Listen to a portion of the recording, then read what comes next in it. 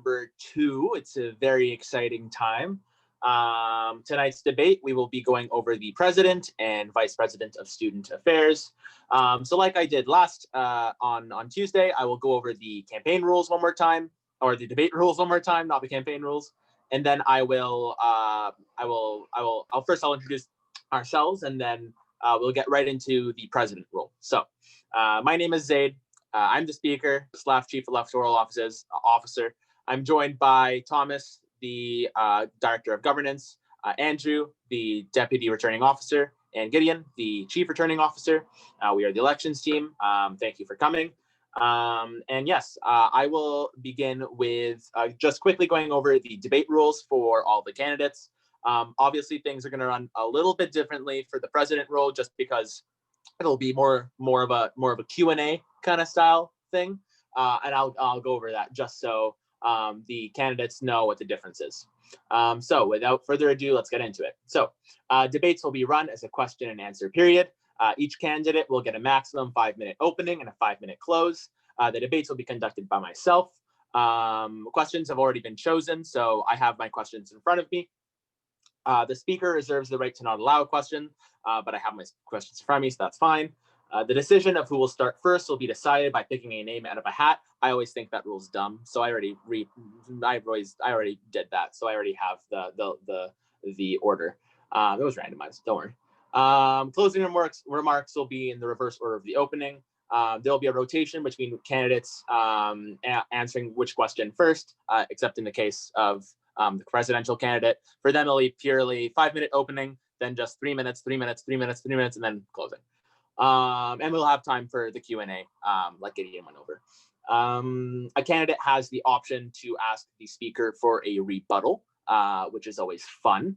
And in regards to a rebuttal, a maximum of 1 rebuttal is allowed per question. Each candidate will be given an additional turn to speak after the rebuttal, and a rebuttal can only take place after all candidates have answered the question. Cool. The debates must be filmed, so they're being recorded. And if the debate is being held online, all candidates are responsible for sourcing their own microphone, webcam, and reliable internet connection. So I see that all of you are here, which is a good thing. So let's get started. So we are going to start off with the President role. So Christina, let me just get my little timing gadget up. Your 5-minute opening begins now. Hello all, and thank you for coming out tonight. I am Christina Bisol, and I'm running for president. I have been involved with EngSoc since first year as your on-year executive and have continued for the past few years. I had the tremendous pleasure of being a FREC and continuing to provide mentorship to my frosh over the past few years. I've learned how much EngSoc truly does, and it's pretty much everything we encounter. Last year, I was the Director of Events, a position that now has dispersed its duties to the Director of External Affairs, Social Issues, and Internal Processes. I have the experience of being a member of the Executive Director team and have a strong foundation in the scope of the Engineering Society. I am excited to use my experiences and passion for our engineering community to improve our society as we resurrect from these difficult times. I see our current state as an opportunity to move forward to a more inclusive, accessible, and equitable society. I understand that not everyone has had as a positive experience as myself, not that it was perfect, and so I want to rectify this as your future president. The 3 pillars of my platform are incorporate equity, diversity, and inclusivity, or EDI, into all levels of our society, to safely transition to a post-COVID world, and improve engagement by increasing the accessibility of our resources and events. The President portfolio oversees the corporate initiatives of Sci-Formal and O-Week, along with academics, professional development, and external relations, and social issues. I hope to continue to develop these portfolios while also achieving my goals. Thank you. Awesome. Thank you very much. Before we get into the questioning period, I must say, to all the candidates, please do not type while other candidates are speaking, as it can be distracting and it annoys me. Great. So let's start off with some questions. So Christina, talk about 1 actionable item for each of your campaign pillars and describe them in detail. What would a successful term look like for you? You have 3 minutes and your time begins now. Okay.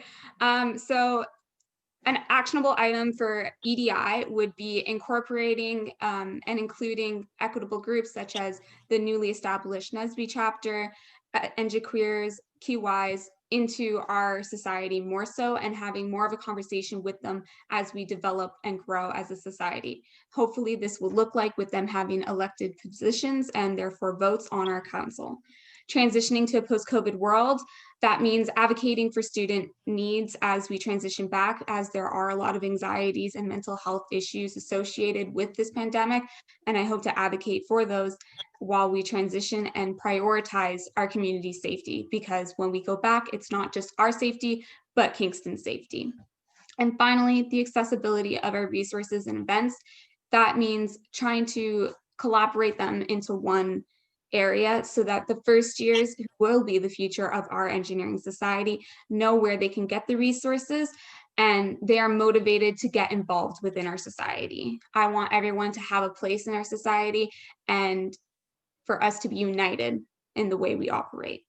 A successful term would look like incorporating these initiatives, and if there are any shortcomings, addressing those so that the next generation of executive members can pick up from where we left off and continue growing the society in a more inclusive direction. Thank you. Awesome. Thank you very much. Moving on then to the second question. What would, never mind. Moving on to the second question. The president and the executive make decisions that impact the society and the student body as a whole. How will you ensure that the decisions you make are fair, justified, and best for the society? Your time begins now. Thank you. For the decision-making of the society, I believe that my vice presidents should be heavily involved in the decision-making of whatever decisions we're talking about, and specifically including the director who oversees the area that is closest to that decision, because they would be the most knowledgeable of that area.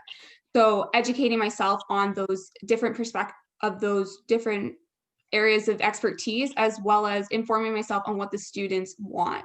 Hopefully through the Engineering Society Council and my other meetings with external parties and students, I would have a strong understanding of what these desires are to make these decisions and be confident in that they help students.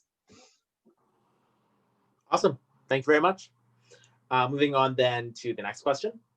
So the president is the front face for all EngSoc activities and operations. This spans a very wide range, from very technical to very non-technical.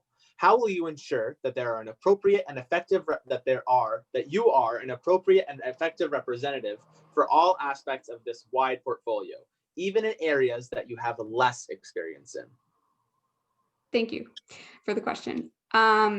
I believe a lot of the preparation to be equipped in handling the technical and non-technical aspects of this portfolio come with transitioning. So from my experience on the ED team, the next 4 months of this term of presidency will be in educating myself on the workings and understanding engineering society as a whole, the portfolios, the relationships that we have maintained thus far, and what has been done so far and what needs to be done to help us grow. So I strongly plan and hope that I can absorb as much information as possible through these next 4 months, and meeting with the past directive team, working with my current director team, and reaching out to the other areas of the engineering society, such as design teams, discipline clubs, and the equitable groups that I spoke of earlier, to ensure I understand all sides of this complex coin.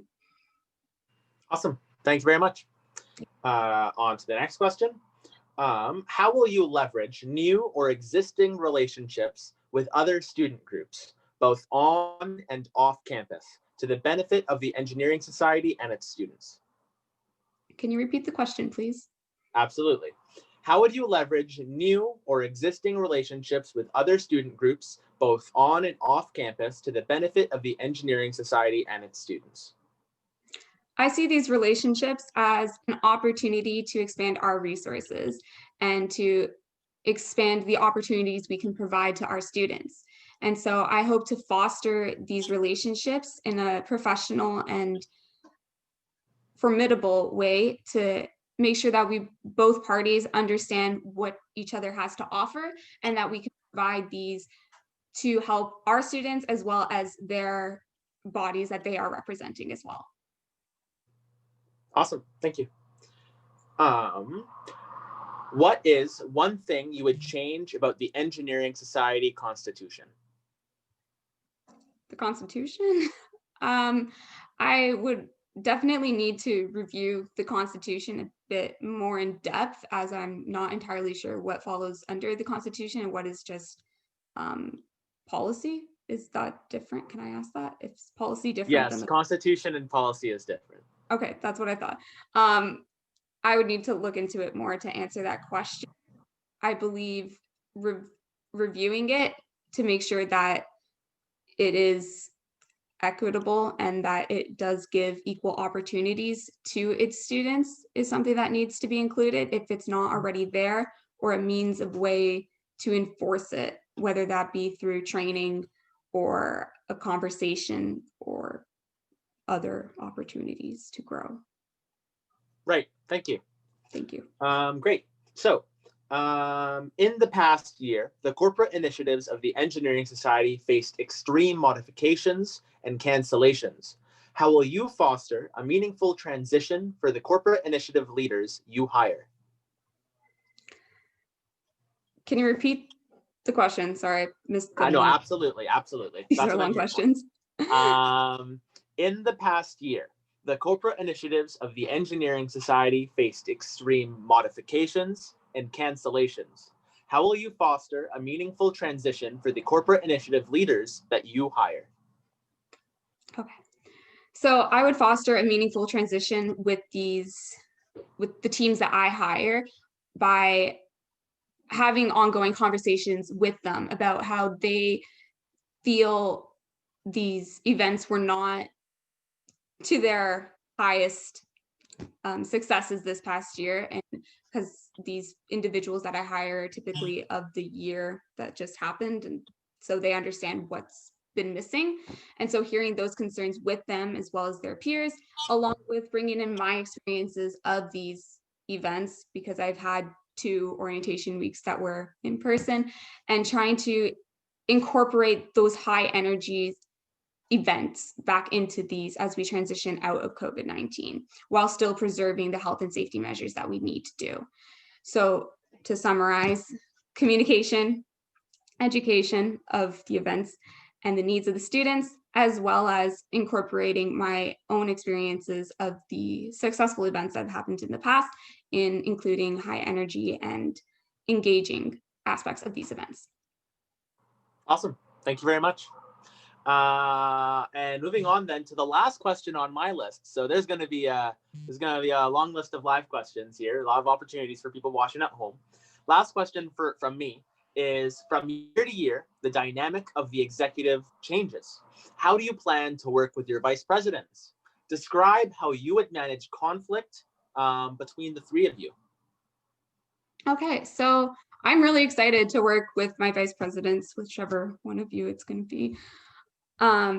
So I would work with them in a friendly way and try to foster a strong relationship with them, because we are going to be working together like all the time, basically. And so I really believe that a positive atmosphere and a positive attitude in approaching situations will be very beneficial. And I believe that as long as we prioritize students above our own personal interests, we will achieve a positive and beneficial outcome.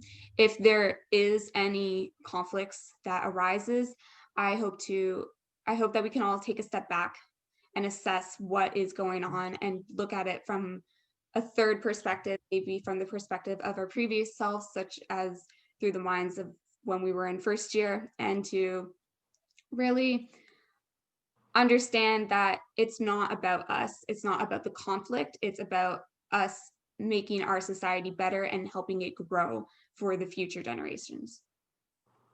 Awesome. Thank you very much. Alrighty then. So that's the end of my list. So we're now going to move on to some of the questions from people watching at home, which is arguably more exciting than the questions I had. So first question I have is, how would you like to see EDI initiatives executed across some of the portfolios which you oversee? So I would like to see, so the portfolios that I oversee are OE, formal, the corporate initiatives, social issues, academics, external relationships, professional development. And I would like to see social issues specifically, because this area pertains to them greatly, to be as more of a liaison between the equity groups, such as the National Society of Black Engineers, EngQueers, QYs, QAs, and give them a voice so that they can be incorporated in our decision making, so we can hear these minority voices. Academics, we need to push for some EDI curriculum within our APSC courses, because we are engineers and this will expand beyond engineering society. It is a much larger issue. And so also advocating to the faculty in any issues that may arise with the faculties through the training they have in dealing with minority groups. External relations, I would love to see external relations develop relations with other societies in Queens to expand their initiatives. So they have Terry Fox Run and November and Fix and Clean. So if we can include the other societies, hopefully we can grow this and make that portfolio really shine to present our engineering society in a very positive light. Professional development, I would like to see us working with equity groups and allowing them to have a resource to the professional development resources that we have, and so that we could share them with these groups and they have a direct link to our resources that we spent many years cultivating. Awesome. Thank you very much. Next question is, what is one key success metric which you would like to see across all of your directorships? A success metric I would like to see would be how much we are engaging with the students. And so I believe that if we successfully incorporate EDI into our engineering society at all levels, and we are successful in transitioning out of COVID while preserving our health and safety, then more students will see us as a resource and an ally in their engineering life. And so they will take part in our society and our portfolios will grow as the engineering student body grows. Awesome, thank you. Next question. How do you intend to engage and empower diversity groups to present informed advocacy within your role? Can you repeat the question, please? Absolutely. How do you intend to engage and empower diversity groups to present informed advocacy within your role? I intend to engage and empower these groups by meeting with them and talking to them and having those conversations that we need to have our society grow, asking them what they expect from us, what we can do to help them, maybe even incorporating them in other director portfolios to see what opportunities and resources we can offer them to help them grow. They are the ones who have the knowledge, and so I would need to be educated by them as well as researching on my own. Awesome, thank you very much. Moving on then to the next question. I'm just like tossing these at you. What professional and personal experiences do you have that you believe will best prepare you for your role? That's a lot of experiences. I've been in the engineering society for 4 years now. I've seen it grow and I've seen where it has fallen short. And so I believe that this is a very valuable experience in understanding how we can move forward. My professional experience, I've had 3 summers of professional experience working at an engineering company. And so I understand the direction that most students want to see their engineering degrees take them. And I want to see students get those positions that they want. And so really growing the professional development portfolio to be accessible and known to be accessible, because I understand that first years do not really understand that there's that resource for them. And so through having that experience and knowledge and growing that portfolio, as well as translating my professional experiences and working with external parties, such as the faculty, other societies, at the engineering conferences with the other university societies to best represent our society. That was a lot of societies. Thank you. Great. So moving on then to next question. How do you aim to develop strong relationships with the AMS, faculty, and other stakeholders within the society under your tenure? So AMS is the overarching society of all of Queen's engineering. So I hope to work with them in develop strong relations with the things there.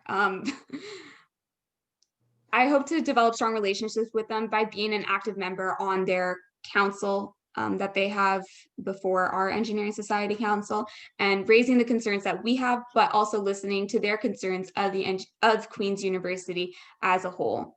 As in regards to other stakeholders, the same principle, being educated and well-informed of the discussions that we will be having and the needs of the Engineering Society students and how we can help each other. Lovely. That's all the questions I'm going to take, folks. So yeah, thank you, Christina. So I'm now going to give you your 5-minute closing, which begins now. Thank you. So my engineering experience at Queen's has been filled with opportunities to be involved and to develop relationships with many individuals. I have learned a great deal about what EngSoc can offer and understand that many students may not know the resources we have, or they may not be inclined to seek them out, whether that be from a negative experience or the exclusive atmosphere that previous ED teams have portrayed. This is why I strongly believe that changes in our society begin with this team and needs to be an ongoing and active conversation to ensure long-term success. We will work together in evaluating the portfolios, in creating EDI goals for each portfolio, and to determine the contingency plans and ways to evaluate the success of these plans. This pandemic has given us the opportunity to rebuild towards a more inclusive and equitable society. The corporate initiatives of OWeek and SciFormal are close to my heart, and I want to restore these events with EDI. This means making them financially accessible to all students and ensuring the teams that plan them are equal opportunity and do not have any bias. I will also strive to bring the high energy traditions of previous OWeeks to Orientation Week 21 and 22, with student safety as a top priority. And finally, through the transparency of the implementation of these goals and the continuous analysis of the student feedback, we can increase engagement. This starts with our incoming first years in providing them with a fantastic, high energy, engaging OWeek that also educates them on what we can offer them and the opportunities that we have that will lead them to successful careers post-graduation. Thank you for your questions, and should you have any other questions, you can email me at christina.bisol@queensu.ca, or you can visit my campaign profile at Bisol4 president. Thank you. Awesome. Thank you very much, Christina. Sorry about grilling you a little bit. Great. So thank you to our presidential candidate. Very, very exciting. So now we are going to move on to our Vice President of Student Affairs debate. I hold this position close to my heart. So I'm excited to see this one. I said earlier that I had chosen the order based off a little randomizer. So the order will be as follows for openings and reverse for closings. So Kaija, you will be going first, followed by Brian, followed by Sylvie, followed by Rein. And then in regards to questions, I will first question, Kaija will start, second question, Brian will start, and then, so forth. So without further ado, I'm going to stop rambling. Kaija, you're up. Your 5-minute opening begins now. Awesome. Well, hi, everyone. For anyone who doesn't know me, my name is Kaija Edwards, and I'm running to be your next Vice President of Student Affairs.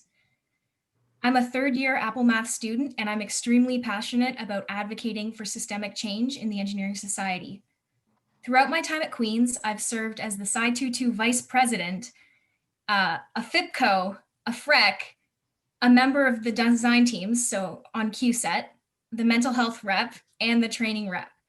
So through these many roles, I feel like I've developed a well-rounded understanding of what students need from the engineering society. And my experiences have given me a strong leadership and interpersonal skills, as well as technical skills needed to realize my vision for the VPSA portfolio. So my platform revolves around three main points. The first being inclusivity and accessibility. The second being better support for student teams and clubs. And the last one, safe transition back to in-person activities. So I am beyond excited to take part in this debate and a little bit stressed, but I hope to use my passion and knowledge to convince you that I'm the best choice for VPSA. So I'll leave you with this: inclusivity, support, leadership. Together we can build a better EngSoc. Awesome. Thank you very much, Kaija. Moving on then to Brian. Alrighty, thank you, Speaker Kasim. Good evening and hello to my fellow candidates, the Elections Committee, and the audience. At this time, I'd actually like to give a special shout out to my parents joining me live from across the globe in Seoul, South Korea. Oma Panyang, hi mom, hi dad. Hi, my name is Brian Seo, and I am a third-year civil engineering and economics student from Halifax, Nova Scotia. And I am here today as a candidate to be your next Vice President of Student Affairs. I'd like to start off by using a quote that Queen's Campus Tours uses to preface webinars for prospective students. Your greatest story starts here. My story at Queen's started as an art sci student in 2017 before transferring to civil after 2 years in economics.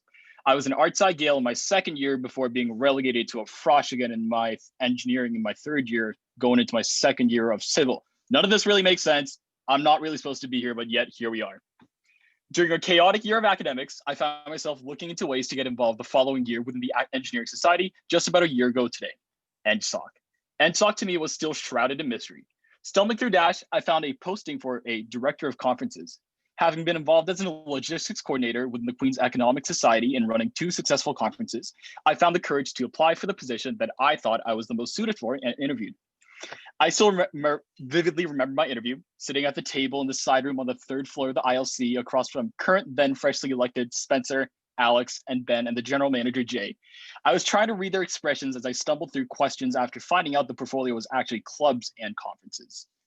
Over the past year, I had the privilege of serving as the student body as the director of clubs and conferences for the 2020-2021 EngSoc Executive Director team. With this position, I conducted over 150 interviews, hiring for conference co-chairs and executives for the 9 conferences and competitions, including 2 newly ratified conferences, which I was responsible for, along with 10 clubs, which quickly grew to be 15 by the time this fall semester ended. This position truly opened my eyes to the role of the Engineering Society within the student life for undergraduate engineering students. I quickly fell in love with the position, the society, and everything it stood for. Students striving to make a difference so that other students could have a better experience than they can. I remember stepping into the basement of Dunning Hall with my predecessor, Allison, into my first EngSoc council, and I knew exactly this is where I wanted to be and that I wanted to be involved further. By the time April rolled around and we were done exams, I was spellbound with the idea of running for VPSA. I'd like to use an analogy once told to me by former VPSA and our current speaker, Zaid Kasim, to describe VPSA. The president is the face, the VP Ops is the muscle, and the VPSA is the heart and soul of EngSoc. I believe that the analogy perfectly encapsulates the role of VPSA within EngSoc. The VPSA stands as the facilitator, but more importantly, an advocate through which student life within the engineering society can thrive. The VPSA portfolio currently overlooks 6 EngSoc portfolios: clubs and conferences, communications, design, first year, governance, and human resources, along with discipline clubs and year executives. A common trend observed within the student body the past couple of years has been the decrease in engagement and awareness of EngSoc. This was exacerbated with the unprecedented events of the past year, including COVID-19, forcing an abrupt end to last year, the following virtual academic year, and the growing calls for the Engineering Society to be transparent and held accountable for our actions and inaction in the middle of various social justice movements. My personal and professional experiences, along with my vision for the position, helped me formulate the 3 pillars of my platform for my VPSA campaign, which are as following. 1, increased accessibility. This includes prolonging discussions about racial and gender inequalities in engineering, equitable hiring practices within EngSoc, and increasing resources available for students and initiatives. 2, continued transparency and awareness. ensuring that accountability is held by student leaders committed to the student body, engaging beyond the engineering society, and continuing to engage and maintain interest within the growing student body. Number 3, restoring the student experience, assuring that the pre-pandemic in-person student experiences and the best of the virtual experiences are combined in the upcoming year to grow stronger as a student body. Don't worry, I'll go into further detail about my platform and my vision for the position within the debate and the closing. As I address you today, I realize that my rather unconventional experience isn't quite analogous to the typical Queen's Engineering student's experience. However, if my experience at Queen's has taught me anything, it's not about the end result, but the journey to end up where you are at this moment. Should I be elected as the VPSA, I pledge to be a champion for student empowerment and to be always at service to the student body. The advocacy you deserve, hashtag Brian for VPSA. I yield my time. Thank you very much. Moving on then to Sylvie. Hello, everybody. First of all, I wanted to thank everybody that came out tonight to support all of our candidates, as well as the entire elections committee for putting all of this together and giving me the opportunity to speak here today. My name is Sylvie Asija, and I use she, her pronouns. I'm in my second year of computer engineering, and before getting into my platform, I wanted to introduce a bit more about myself as a person and my connection to the Engineering Society. EngSoc was a huge part of my introduction to Queen's Eng, and that's why this position means so much to me. In my first year, I was a part of a multitude of clubs and extracurriculars, coincidentally, most of which happened to fall under the Student Affairs portfolio. I was the J section representative, J section best section, and thus a member of the first year executive just before the pandemic hit. I was a member of the propulsion subsystem of the Queen's Hyperloop design team. I was a FIPCO and had the amazing honor of working alongside our director of first year, Nick Neoclaus, as I explored my options within the Engineering Society and created an identity for everybody in the society to recognize me by. I was a tech FREC this past year with the most amazing FREC and Frosh group to look over and be supported by tonight. And this year, I'm also one of the computer engineering representatives for the ECE Discipline Club. All of these positions in all aspects of the student affairs portfolio have shaped my experience in the society and made me think about the different ways that I look to improve the systems that we currently have in place. For starters, there has been a significant decline in first year involvement within the society. As much as I would love to blame it on the pandemic, this is a problem that's been going on for years.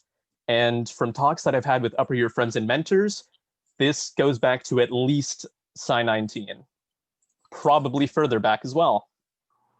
I can expand more upon my ideas on how to increase first year engagement throughout the debate. But for my next platform pillar, I wanted to look at how the Engineering Society is perceived by students, both inside and outside of the society, specifically upper years. EngSoc feels cliquey at the moment. It doesn't feel like the kind of place that anyone and everybody can succeed in. This definitely needs to change. We need to accommodate and we need to be there for every kind of student that wants to participate. And lastly, I wanted to improve some EDI initiatives, some that were taken this year and others that are of my own fruition. Specifically, making changes to APSC 100 and 200. Just really briefly, my experience with 100 and EDI has not been a pleasant one. They kind of made extremely exaggerated and unrealistic scenarios that nobody really paid attention to in class. And this is just ridiculous. I'll get more into my solution later, as I mentioned, but this is definitely something that needs to change. All of the ideas that I mentioned start with us. Change starts with us. EngSoc's future starts with us. Thank you very much. Thank you very much. And last but certainly not least, Rein, your time begins now. Thank you very much. So, hi, my name is Rein. Obviously, I'm running for the Vice President of Student Affairs. position. Guess it'd be kind of weird if I was here in this debate and I wasn't running. So before I start, I just wanted to thank Speaker Kassem, the elections team, and everyone here for making this happen during this turbulent year, and for this opportunity, and also my fellow candidates who, without this debate, or without them, this debate would be much less exciting. I'll say a little bit about me first, my credentials, if you will. I'm a second-year geological engineer, and I have much experience working with and for students through the positions I've held. In first year, I was a super section representative, where I basically represented about 200 students in the Engineering Society Council. I was also a member of the External Communications Committee, talking with other schools, seeing and collaborating with them, seeing what we could give and learn from each other. And also, I was a FREC this past year, an action to be specific. And I'm currently the director of first year, which has been the most amazing experience so far. Through these, I've realized that I have a deep care for my fellow students and everyone's well-being. I have seen and answered the call for advocating for fellow students, and therefore developed valuable insight into the Engineering Society, both in terms of what good has been done already, and as well as seeing things that could be changed. So this led me to run today and develop my platform, which has 3 pillars. I think there's a little bit of a pattern here. 3 pillars. First one is continuing on last year. So obviously last year and the years before, there's been a lot of new initiatives started up in regards to EDI. And as VPSA, I'd make sure that these changes would not fall by the wayside through the use of my portfolios that I will get into later. My second pillar is improving EngSoc's image. So obviously it's no secret that Queens, and therefore Queens Engineering, has not had the best track record when it comes to public image in terms of environmental sustainability, EDI, and mental health. Therefore, I'd like to recognize that and then work with whoever I can to show that we have been changing for the better, and that I'd like to see an expansion for support in these areas, as well as support for any group that might need it. My third pillar is increasing inclusivity. So my final point, during COVID, there's been I've seen firsthand that there's been a vast disconnect between our peers. Upper years know very few first years, and first years know very few upper years. And it's been tough trying to find the best way to ensure that everyone feels like they have a place. Being alone, whether at home, in residence, or in student housing, is no fun. I did it last semester, and realizing, it's kind of sad when you realize it's been a week since you've heard your own voice. It can be borderline maddening. So I believe that the key to improving inclusivity is through this connection and fostering connections between our peers through events and focus groups. I'll get into that later as well. So basically, those are all my 3 pillars. Basically, not sure what the next year holds for us, but if you elect me, I'll work my hardest to make the Engineering Society feel like a community again, and as it has in years prior, one that is accepting, inclusive, and supportive. And thank you. Awesome. Thank you very much. And thank you to all the candidates for your openings. So now we're going to go into a question period. And we'll start off with this question. And Kai, you're starting first. And I'll remind everyone who's going when. Okay, so the Engineering Society would not be able to function without its hundreds of employees and volunteers, many of whom go unnoticed. How will you ensure that smaller roles within the society get the recognition and appreciation they deserve? You have 3 minutes, and time starts now. Awesome. That is an excellent question. Thank you, Zaid. As someone who has held a lot of the smaller roles, it's definitely very rewarding to be recognized for your good work, especially when we have, you know, as you said, a lot of amazing students and volunteers who are the reason that, you know, we have our conferences, that we have our clubs, the reason that things run and that we all get to enjoy the engineering community. I think to start off, we should have a better way of recognizing these students. And specifically, there's been a push in the last few years. There's an end of the year celebration for members of the EngSoc government with awards. And we started with this last year, I believe, being able to self-nominate and being able to nominate and more marketing. So being able to see people as, you know, a coworker, as a friend, and say they did good work and I would like them to be recognized for that opportunity. But I think that we can do better because it's very daunting to have to, you know, write a paragraph about yourself or about a peer. And a lot of people don't have experience being able to do that. So I would like to see part of the budget for, you know, our conferences, for our clubs, go to a recognition of the students who made it possible. So that would be something that looks different for every organization. And so by working together with the design team portfolio, with the clubs and conferences, I think it would be nice if we could do a clubs and conferences, you know, award ceremony that, you know, recognizes the good work of people who have been involved, because lately it's often overpowered by people who are in student government. But there's a lot of other students who did good work. And I think that the best way to start recognizing them is to make more opportunities for recognition and to better advertise the opportunities to recognize our great student leaders. Awesome. Thank you very much. Brian, you have 3 minutes beginning now. Thank you very much, Speaker Kassem. So I think my approach to this question would be slightly different than Kaija's.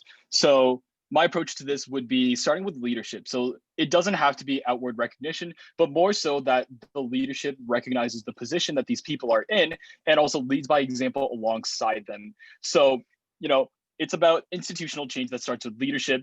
Everybody is aware that, you know, no matter how small your task is, the leaders are always there to remind them that they are doing a great job and they are institutional, they are a key cog in the organization and what they're doing. And after constant recognition alongside, you know, using directive portfolios such as communications to revive projects such as Humans of ILC, or the spotlight that we had last year throughout COVID over the summer with recognizing specific students for good deeds that they have done. I feel like that could be the way to kind of start the ball rolling about talking about changes that we could do to promote events such like that. And then, you know, use, as Kai said, I think a great way to, or kind of to pursue this issue would be using the end of year banquets and also using awards and expanding the awards within our portfolio so that students are aware that there are different ways to get involved and there are recognition behind it. It's just that, you know, we are looking for people to apply themselves to these positions, and that would, the onus would fall on the portfolio and also the executive and the team to kind of get the word out there and to make sure that people know that these things are available. As I have drawn upon in my pillar, you know, continued transparency and awareness that people actually know that this stuff is going on, but also being aware that it's all for nothing. They are part of a bigger organization that get to work to be a part of something greater. I yield the rest of my time. Awesome. Thank you very much. Next, we have Sylvie. You have 3 minutes. Can you just repeat the question, please? Yeah, absolutely. So the Engineering Society would not be able to function without its hundreds of employees and volunteers, many of whom often go unnoticed. How will you ensure that smaller roles within the society get the recognition and appreciation they deserve? Okay, that's a great question. I think the best way to go about this is sort of like a boots on the ground approach. You, me, as the VPSA, would sit in on meetings for clubs or for design teams, actually look at what these students are doing, what they're working on, what they're achieving. This way, they can realize that you actually care about what they're doing, that you actually care about all aspects of your portfolio. And as much as I love the idea of recognizing these people at end of year banquets or an award ceremony or something like that, I do think that it can feel a little bit performative if it's at such a formal level and you're simply reading names or just listing accomplishments. I do think this personal approach to actually talking to those students and actually recognizing what they're doing in all aspects of the portfolio would be a great way to approach this. Thank you. Awesome, thank you. And Rein, you have 3 minutes. Right, thanks. So obviously all the candidates here, we're all very decent people, and I feel like we all have a pretty like mindset when it comes to solving this problem, and I'm no exception. So obviously I've been just writing down notes, my thoughts. I always find that the best way to feel appreciated is when you're not expecting it and when it's like a small act of kindness. So like Brian said, using the leadership that we already have, showing that, you know, whether it's a design team or a club or anything that we oversee, that, you know, the people who make it all possible don't feel like they've been left behind. And that kind of starts with the people who they know the best. And those would be the people that they directly see to, I guess. So whether that's allocating for places that they can, or things that they can do individually to feel like they've been appreciated. Again, using obviously my portfolio with social media, I was thinking about a potential solution could be like, there's always been EngSoc Instagram takeovers. So if there was like a certain amount of time that if a group wanted to showcase what they've been working on to, you know, everyone, because obviously a lot of people are more online these days, they could do a social media takeover and show, hey, listen, look, this is our team, this is what we've done, and they get a lot of kudos from that, I feel. As well as I was thinking in terms of, in addition to the banquet, I'm not sure if this already happens, but almost like an honor roll for all of the people who have put in, you know, hours on end to make our engineering society function and make it great. So, you know, in high school, whenever you'd see your name, and it always feels nice. So yeah, anyways, that's, I guess I yield the rest of my time. That's my answer. Awesome. Thank you very much. Thank you all for those answers. Moving on then to the next question. All aspects of the society relate to the student experience. How do you plan to work with individuals, groups, and initiatives outside of your portfolio to maintain a consistent culture across the society? Brian, you have the time. Thank you, Speaker Kassem. Could I get a repeat of the question, please? Absolutely. All aspects of the society relate to the student experience. How do you plan to work with individuals, groups, and initiatives outside of your portfolio to maintain a consistent culture across the society?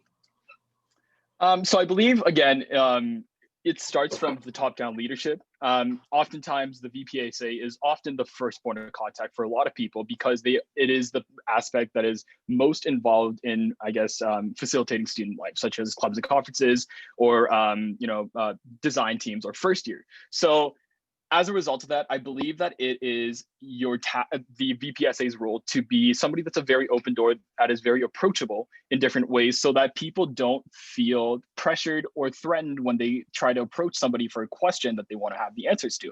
And I believe that, and of positive feedback of setting a culture that, you know, that everybody feels welcomed, it feels included, and, you know, things are accessible with more resources, by having that set out as the, I guess, by setting that culture and the tone, it can trickle down to the director of portfolios into the smaller organizations.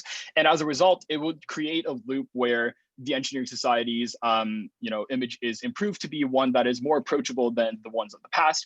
Obviously, I'm talking about this like this can be happening on a time 16 progress, but this is an institutional change that can start. And by starting with us and making sure that us as the student leaders are held accountable for our actions and everything that's happening around us, I believe that change can be set and can be fostered in through a generation after generation of the engineering society.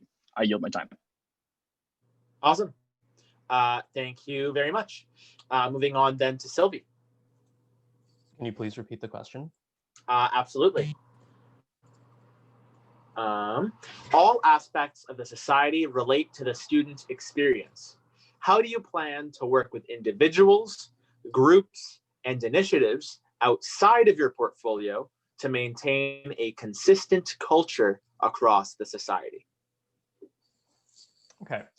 I think that a big part of maintaining culture throughout all aspects of the society comes down to interacting with all of these groups of people, such as like when the ILC is eventually reopened, just sit in the ILC, talk to anyone that walks by, get to know all of the directors in other portfolios, get to know students that aren't involved in EngSoc at all, but are just in the ILC because it's a really nice place.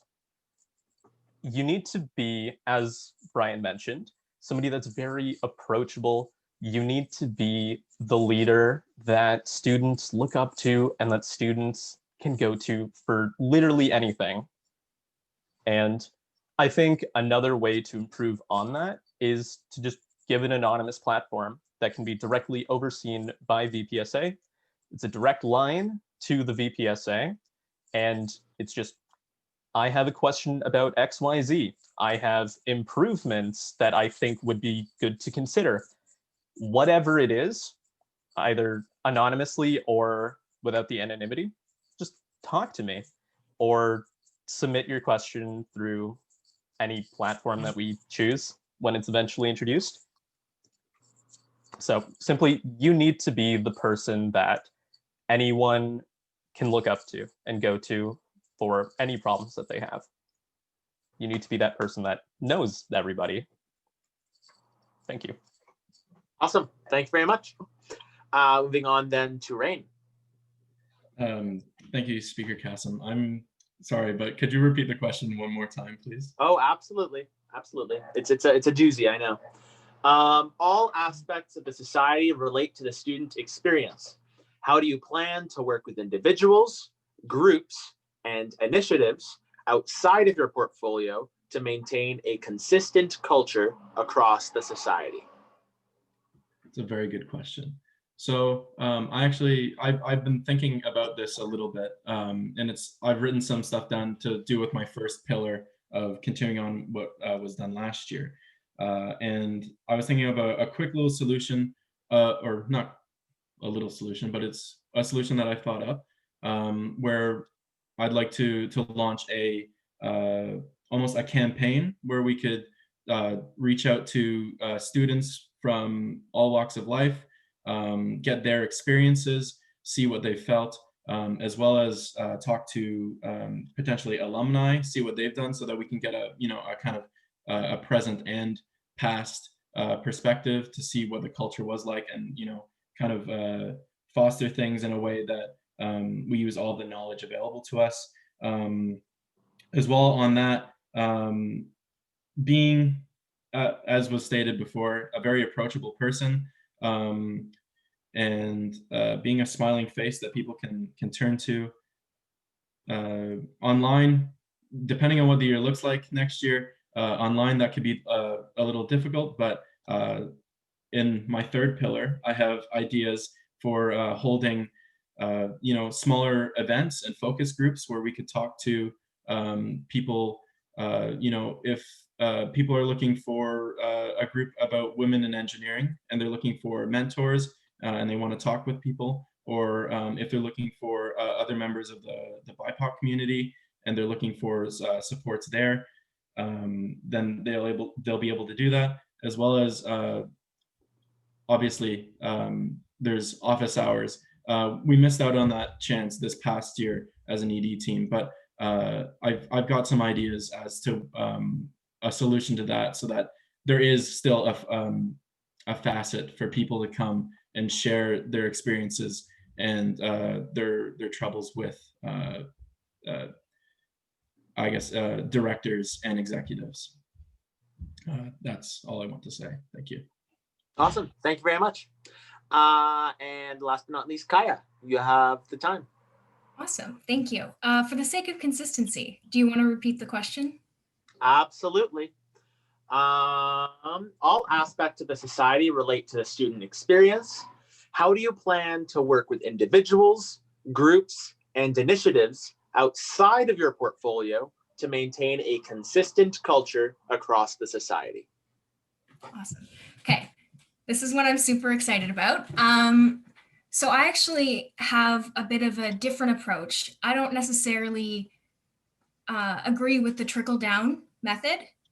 I prefer to meet people person to person and build relationships with individuals. It's something that I've already been doing in my variety of extracurricular activities. So I feel like I do have a good existing foundation to build on. And being able to have those face-to-face conversations, it really, it holds people accountable because, you meet with them and you hear their concerns. And to me, that's a more dynamic way to get things done, to be able to have those conversations with individuals and work together with them as well as, with your director team to make lasting solutions that are going to impact the betterment of the student experience for everybody. So I really think that the key is, as has been very previously mentioned by several candidates, being that kind of person that people can come talk to, and I want to be, a link between all the different bubbles, all the different aspects of the engineering society, and be the kind of person, design teams can talk to me about their issues. And I want to make sure that people know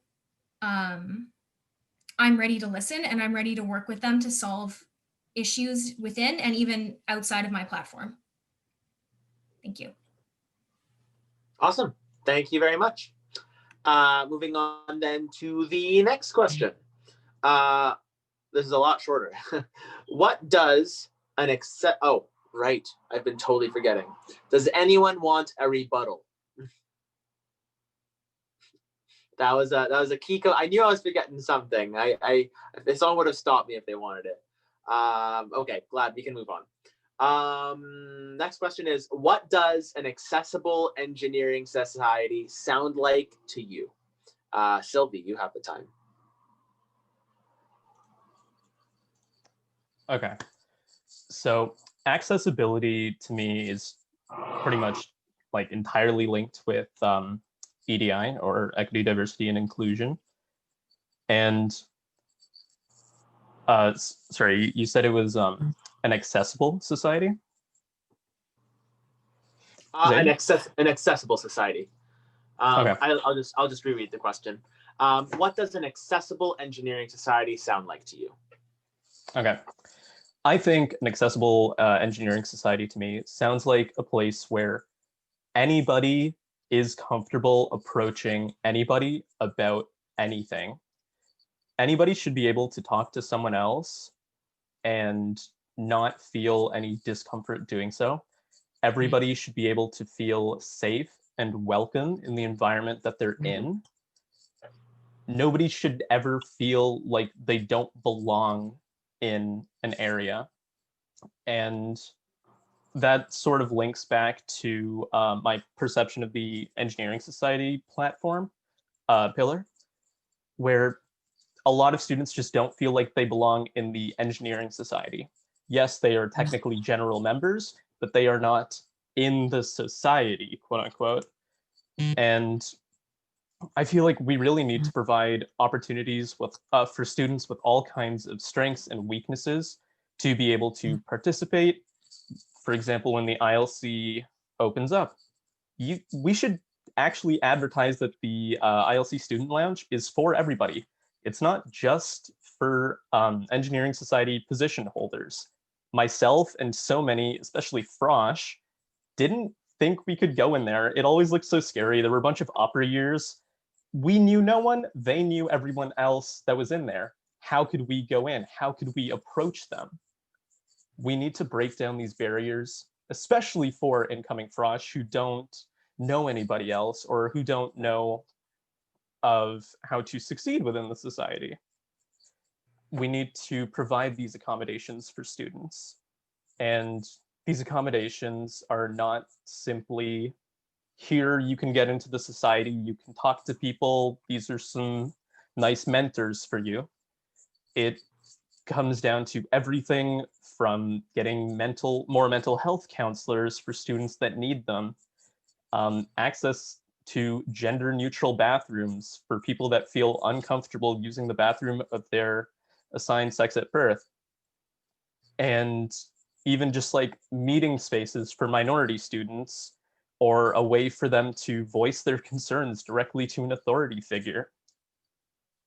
Eventually, the end goal is just to have everybody Thank you, Sylvie. comfortable. Thank you. Oh. Moving on then to Rein. All right, thank you. So thank you, Speaker Kassem. A successful or an accessible EngSoc to me definitely looks like a place that's inclusive, a place where every voice is heard and valued, and they always have a place to turn when they have an issue to voice. No one should ever feel, discriminated against or felt like they're left out because of, what they look like, what their sexuality is, what their religion is, or, and as well as, I feel like we should really start pushing the fact that the engineering society, all positions are like, they're not really, of course, like some experience is nice, but no, like we need to push that there's like really no experience required. Because I remember in first year there was a couple of positions that I felt like I couldn't apply for because I was a first year, I didn't know anything. But in the engineering society, that's already a really good accessible thing where it's based on who will be given the best learning opportunity rather than what they know or who they know. And a place where, just everyone feels valued and they feel like they're a part of the community rather than, an individual trying to make their way through their university career. Because, we should be supporting our students. That's what we're here for. And that's what I'd like to see. Thank you. Awesome. Thank you very much. Moving on then to Kaija. Awesome. Thank you very much. So I'm also really excited about this one. This is also an important part of my platform. And accessibility is an issue that is really close to my heart. I'm a student who suffered from a lot of, difficulties with mental health and mental illness. So everything that I've done at university up until this point, this included, is because I have had those experiences and because I'm passionate about, trying to make things better for everyone else so that it's a little bit easier for the next student who comes along. So I think a really important thing that is a really exciting part of my platform is something I like to call the Accessible Spaces Fund. So what this fund is designed for is devoted to fixing physical issues and barriers that are preventing students from accessing everything that the engineering society has to offer. So like Sylvie mentioned, gender neutral washrooms. We do not have one in the ILC, and that is a big issue. And another example is there's students with light sensitivities who have trouble working the design bays. And these are issues that can be fixed. We have the money, in the bed fund, in other areas of the portfolio. And so I think that this is a really good way to step forward and, to demonstrate that the engineering society is going to be an inclusive space, and we want to help all students be able to reach that potential. And a last really quick note on the ILC student lounge, do not be afraid. There's video games in there, and that's super fun. I don't know about you guys, but I did not have a video game console at my res. So, but beware, I am the Smash Bros champion. So if you see me in there, you may lose. Awesome. Thank you very much. Moving on then to Brian. You have the time. Thank you, Speaker Kassem. So the question about what does an accessible EngSoc sound to me, it's actually the first pillar within my platform. So I'm kind of beating a dead horse here because accessibility is something that really strikes deep into, really strikes a chord in everybody's heart. But for me, it sounds like a place where everyone is welcome, but a place where the hard conversations can happen in a safe manner, can occur. And institutional cultural change can be approached that way, because not acknowledging these hard questions and kind of brushing them aside would not mean that these are addressed, and also gives a great way for the society for us to kind of give our place and where we stand, which is obviously just a progressive organization that allows no room for hate or discrimination, regardless of people's backgrounds. And this can be approached by continuing efforts made by current executive and also initiatives on campus right now. So furthering the idea, things like the gender inequalities within engineering, namely talks about, gender inequalities in engineering, such as the gender in engineering speaker series and the racism in engineering panel, which quick plug is happening on January 25th. And also, I believe it's about making the accessibility of people to get involved lower.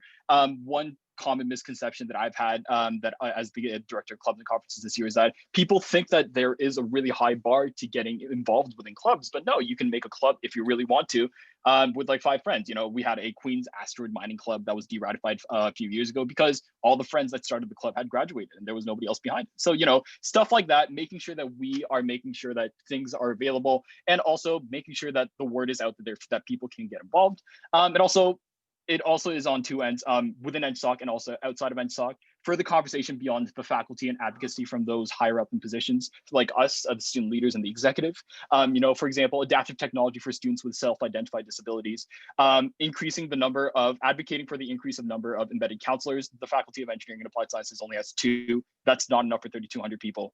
It really isn't, and it's quite unacceptable that an organization like the engineer, we pay a lot of money to be here, so why shouldn't we have the resources? Or funding to support students from disadvantageous backgrounds, so they don't have to worry about things happening back home, so that they can focus on truly being themselves and being students within the engineering society. I yield my time. Awesome. Thank you very much. Thank you for all the responses, and we'll now move on to the next question. Zaid, just really quick, can you just really quickly go over the rules on how a rebuttal works? Because I might want to call one. Oh, yes, for sure. Yeah, again, thank you for calling me out. I keep forgetting to ask for rebuttals. Let me just get up my rules right here. Okay, a candidate has the option to ask the speaker for a rebuttal, so a maximum of 1 rebuttal is allowed per question. Each candidate will be given an additional turn to speak after the rebuttal. So if you ask for a rebuttal, all of you get a reset on the 3 minutes for this question. And the rebuttal can only take place after all candidates have answered the question. So all of you have. So if you want to have a rebuttal, you can have it. Okay. Specifically, the point that I wanted to rebut was something that Rein had brought up about how we need to stress the fact that all positions in the engineering society are technically no experience required, but this simply isn't the case at the moment. For example, I have personally had friends tell me about experiences where they applied, I'm going to keep this as anonymous as possible, but they applied for a position. They thought they gave a really good interview. They didn't get the position, that's fine. They talked to someone on the hiring panel, whoever the head was, and that person had directly told them, you didn't have X, Y, Z, what's the word? You didn't hold this position in the past. We were only looking to provide this position to people that had this prior experience. And that needs to change. Is there a way that you, addressing the other candidates, would personally try and remove this flaw and make it so that it is purely no experience needed for each and every position? Or are you okay with leaving some positions having, some experience needed, whereas most positions are pretty open for the most part? Okay, the way we're gonna do this is we're gonna go on to Rein, just because it's in the natural succession of things. The way the rebuttal works for these debates is you're not allowed to ask a question back, Sylvie. So no one needs to answer that question. The question you're allowed to speak on is the question that I asked originally. So Rein, you have 3 minutes. Okay. Go ahead. Okay, thank you. Yeah, so I'm aware that there, even with our policies in place, there's still instances where people have been told that they can't get a position because they don't have experience in a technically no experience required position. But I was just answering the question which was, what does an accessible EngSoc look like to you? And to me, that would be a main pillar of EngSoc, where anyone can come up to a position and throw their hat in the ring. And if they feel like, if the people who are doing the hiring feel like they're the best fit, then power to them. But anyone won't be, everyone won't be, or there won't be anyone, that's the order that I'm looking for. There won't be anyone that feels like they didn't get a position because they didn't have a certain amount of experience, or they're not friends with the people on the panel. So yeah, I yield the rest of my time. There's nothing else. Awesome, thank you very much. So Kaija, you also, Kaija and Brian, you'll both get responses as well, but of course you are allowed to yield all the time if you'd like. So Kaija, you have 3 minutes. Go ahead. Okay, thank you. I'd actually like to add something to mine that's from my platform that I forgot to mention. So when we're talking about accessibility in engineering, obviously, as I previously mentioned, and as my debatees also mentioned, it needs to start with an inclusive environment. And this is something that I have been really passionate about, and that I have seen that I think EngSoc can do better, because it takes a lot of courage to come to the governing body to bring your concerns and your experiences forward. And I want to make sure that we have the proper resources and the proper structure to be able to support these students. So this means, being able to provide students with the options and information on how to recover from discriminatory events. And that's something I would like to implement in the HR portfolio, because currently the way it works is that if an anonymous complaint is sent in, no action can be taken.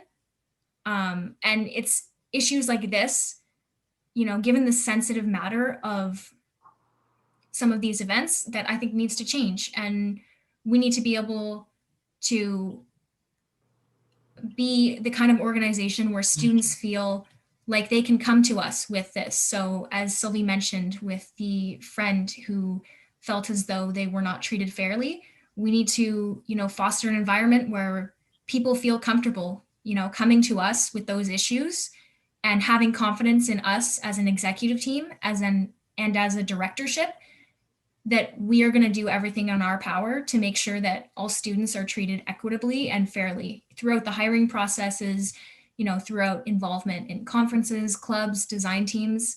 So that's all I'd like to add. Thank you very much. I'll yield the rest of my time. Awesome, thank you. And Brian, you get your 3 minutes as well. Thank you, Speaker Kassem. So I'd like to first address that it's quite unfortunate that an event like this had happened and has become an issue. The proper procedure for that would have been to have to contact the engineering review board and to talk about certain things that did not go well with the interviewing process, in order for the engineering society to have feedback to improve hiring policies. So the hiring mandate clearly defines that roles that you are hiring for, you are supposed to select if two candidates are at an equal standing from an interview perspective, which, by the way, you're only supposed to look at the interview contents, not, talk about things or think about things that you may have known about the candidate before. That's why we fill out a pre-hiring declaration form, a conflict of interest form. But then the hiring mandate clearly defines that we are supposed to, if both candidates are in an equal footing, we're supposed to choose the candidate with the bigger room for growth, as it is our mission as an undergraduate society to foster growth and to give people opportunities that they may not have had in other opportunities. So like that's something that I've done in the conferences portfolio this year. Like, for example, I've hired two co-chairs that had no experience in any conferences in general in undergraduate societies, and they've done great so far. And another question that I've actually submitted to Speaker Kassem to ask all the questions to all the candidates about is changes in hiring policy that we could pursue in order to make this more of an equitable process. I'm going to be asking that question later. Yeah, sorry. Yeah, I wasn't going to elaborate on that. Sorry. And then, but I guess the silver lining in this is that the fact that somebody approached a position that had such high requirements is a sign of change, and that's something that the conversation is the time is now for us to have the conversation in order to implement changes that we can move on and learn forwards. I yield the rest of my time.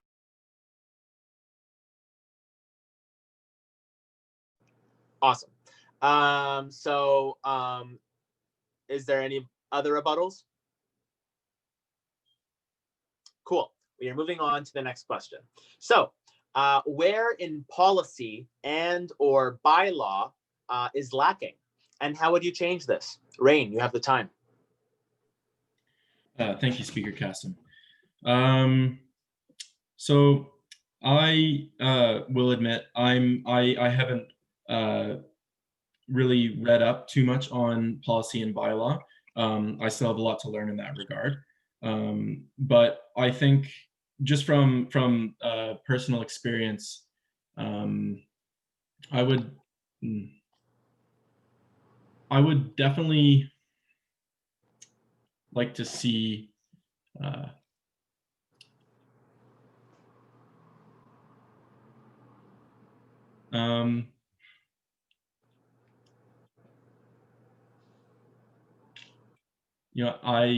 I think I'll have to do more reading up on policy and bylaw to figure out where I would like to make changes, and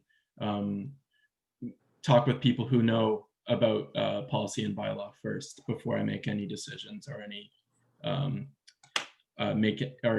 propose any solutions, because I'm just not as informed as I'd like to be at this moment. So I'll yield the rest of my time. Awesome. Sounds good. Thank you. Moving on then to Kaija. You have the time. Awesome. Okay, so because I was vice president for 2 years, I'm fairly well versed in the bylaw and policy. And I think my biggest concern is that it seems that our student government is acting almost separately from our students and from our design teams and from our clubs. And that's not to say, like, I can't tell you, point A, section alpha, but I think that there needs to be a review of the bylaw pertaining to student groups done with the students. Because one of the big problems that I see in the engineering society right now is that, especially under student affairs, is that, all the different parts of the portfolio are acting, they're so disconnected. And if we want to make a student government that's really going to work for the students, we have to put them as the priority and our government servicing them. So we can't act as a separate entity. And I think it's really important to have those joint conversations, with the other denizens. Is that the right word? Mayhaps. I definitely can't spell it, so don't ask me that. But I think that that's the best way moving forward to make sure that, our policy and that our bylaw is going to work for everyone moving forward. And it's going to be done in a way that, reflects the diversity of our students and those who are involved in our society. So I will yield the rest of my time. Thank you. Awesome. Thank you very much. Brian, you have the time. Thank you, Speaker Kassem. Could I get a repeat of the question, please? Yes, for sure. Where in policy and or bylaw do you see lacking? And how would you change this? Again, I'm gonna draw upon the hiring policy, and one thing that I would kind of like on my personal end to be changed. And this is a past discussion that I've had with the current Vice President of Student Affairs, Alex.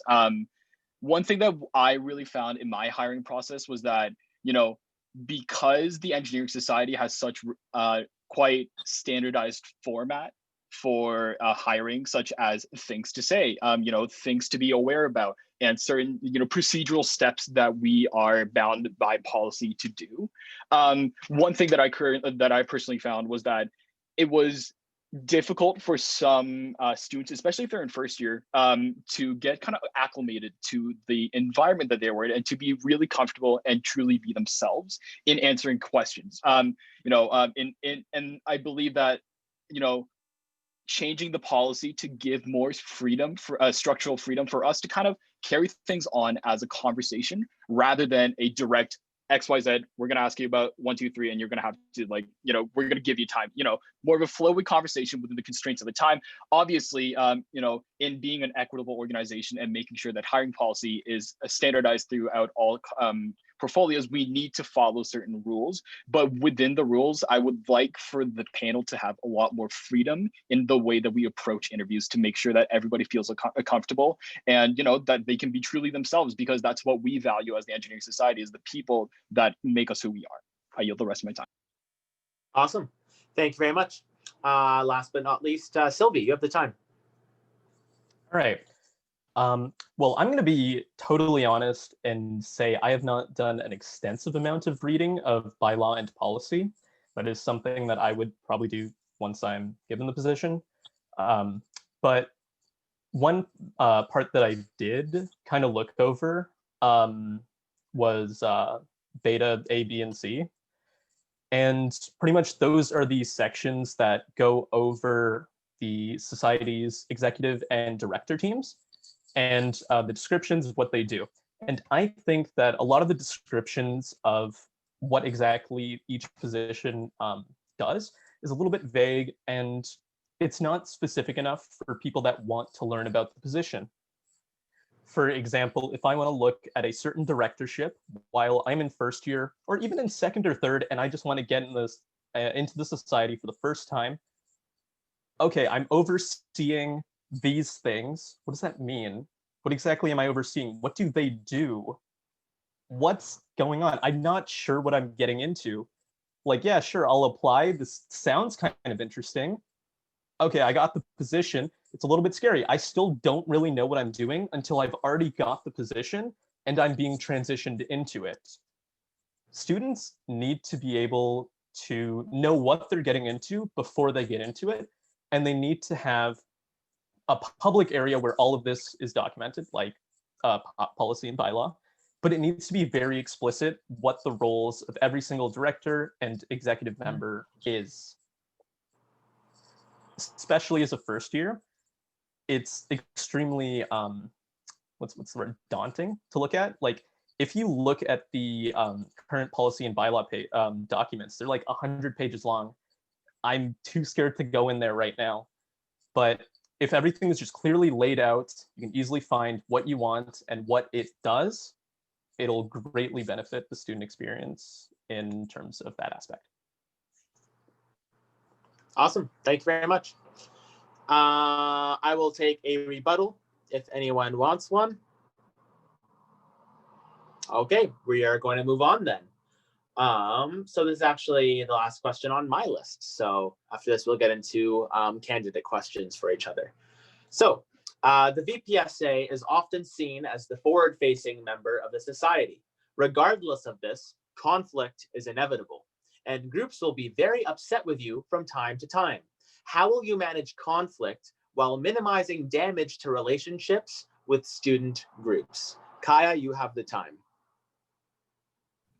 Awesome. Thank you very much.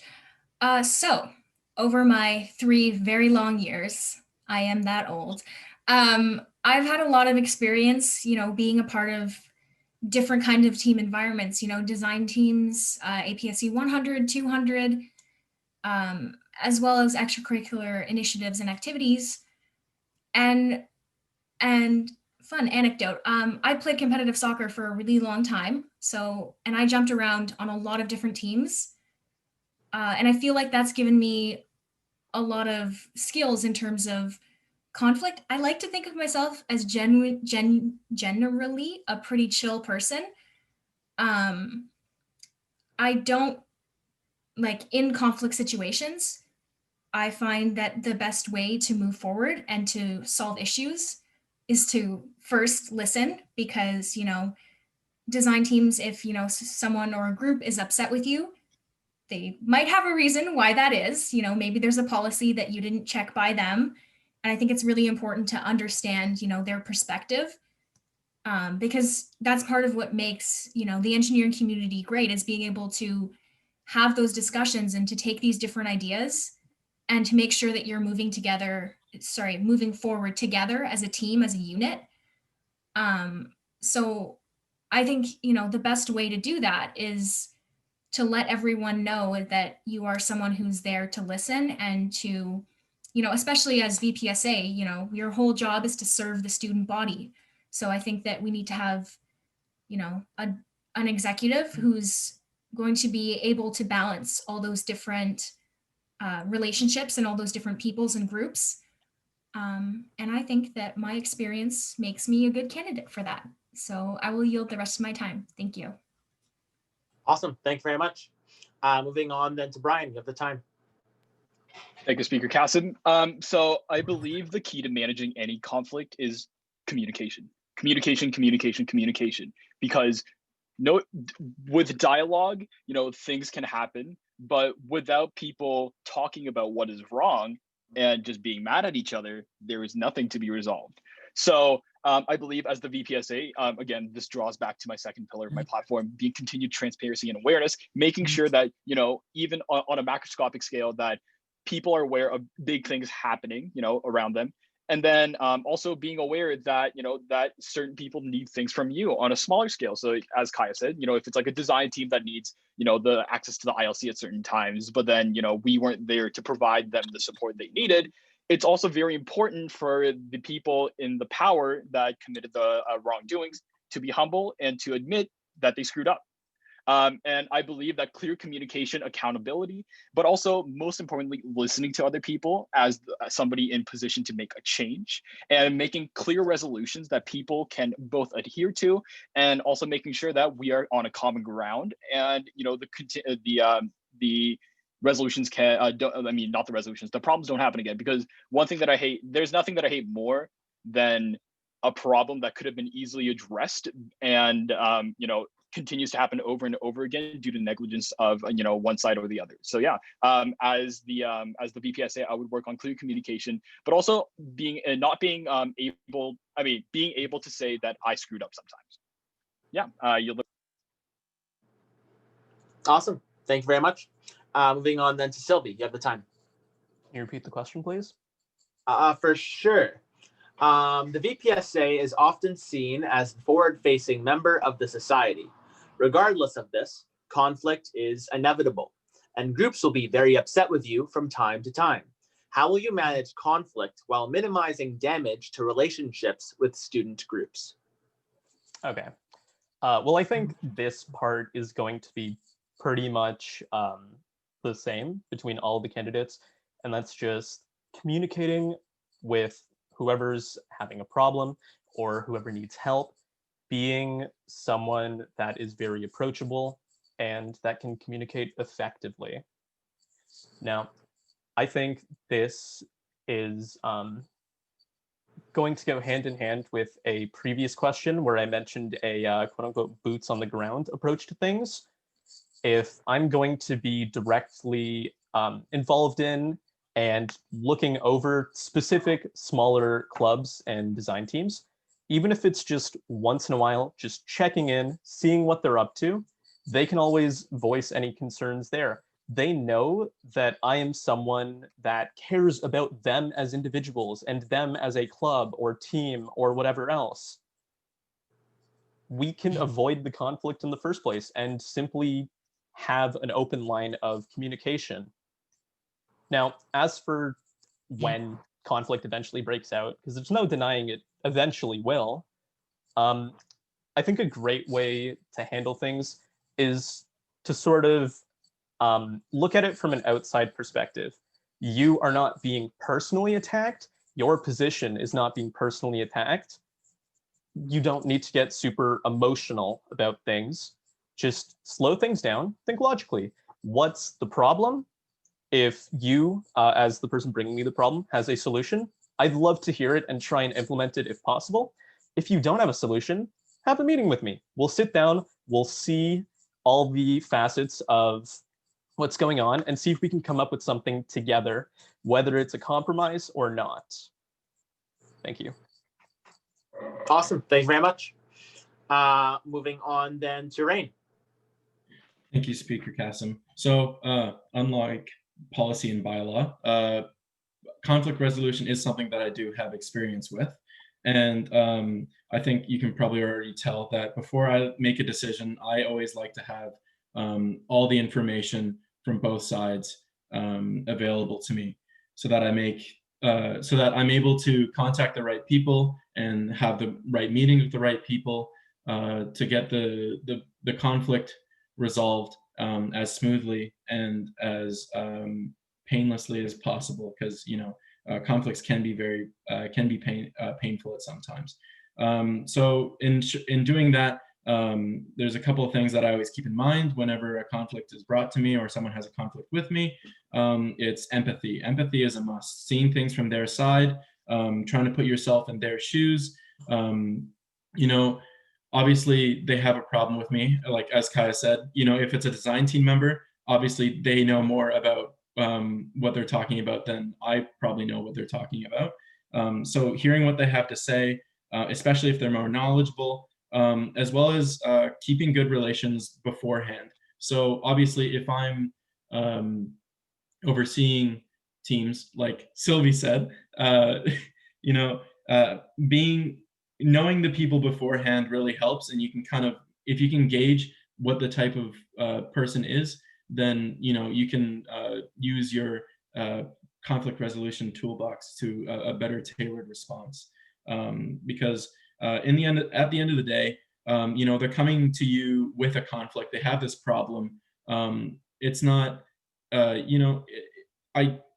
as much like you can distance yourself from the problem, but at the end of the day, it is, their problems are your problems. And if they're angry with you because it's due to your fault, then obviously you got to take responsibility and then rectify it, because at the end of the day, it's not you against each other. You're not fighting each other. It's you two working together to fight against the problem.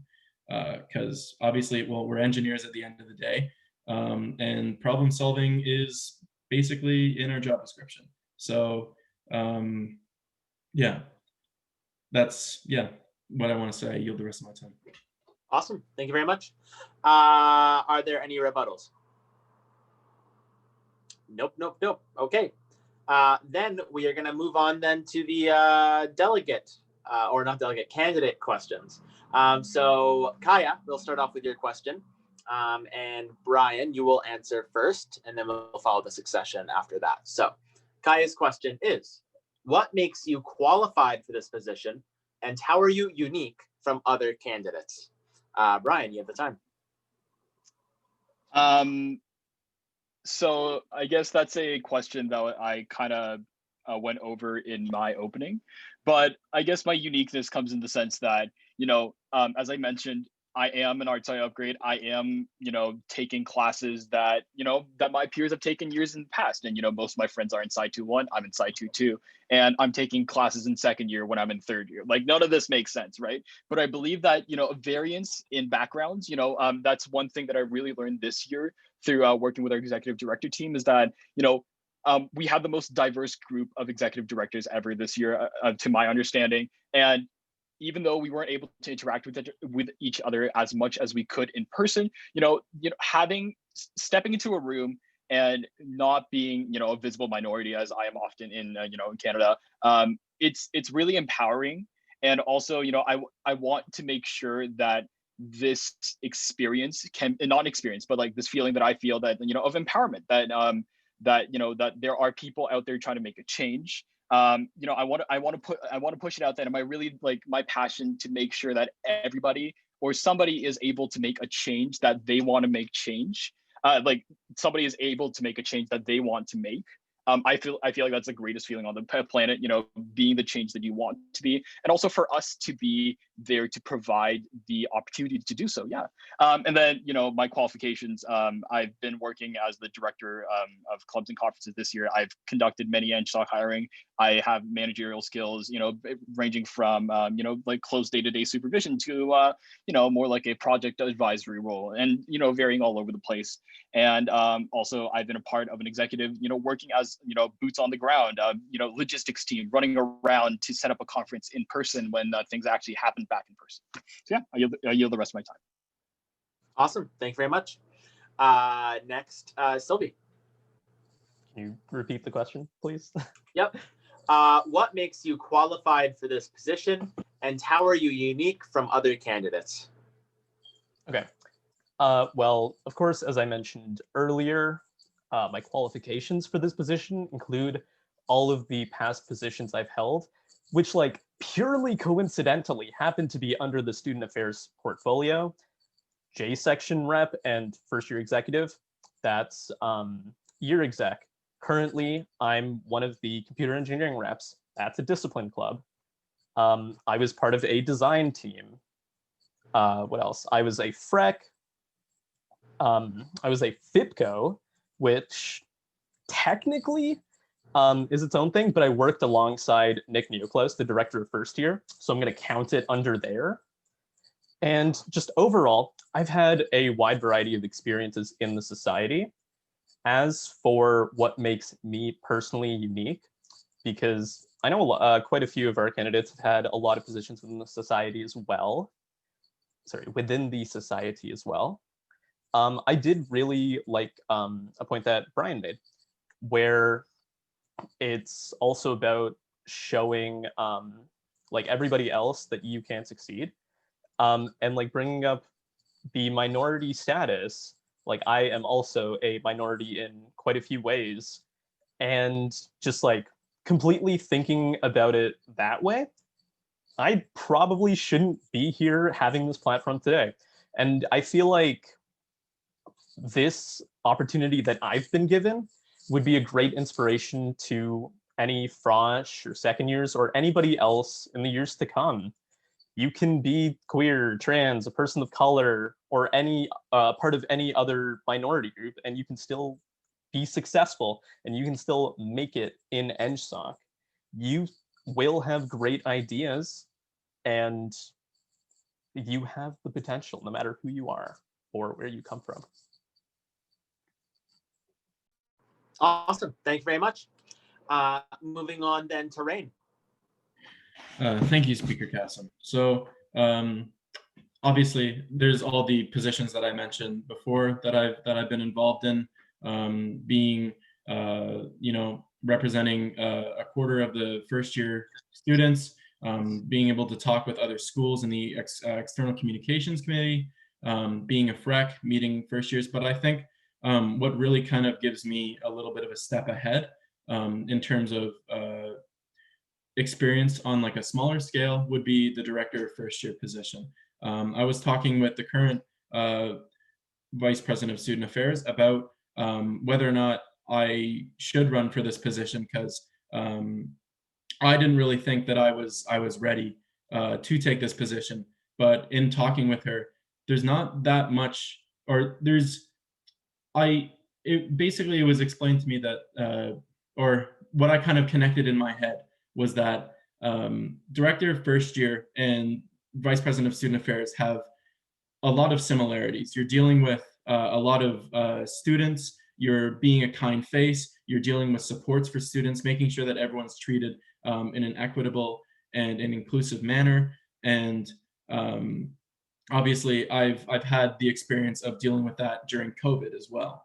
So I feel like the VPSA position is another step up from that, where I have this base of, you know, I've been able to run things this year with first years, and I think you might be able to draw a couple of parallels of what I'd like to run as VPSA. There's quite a few.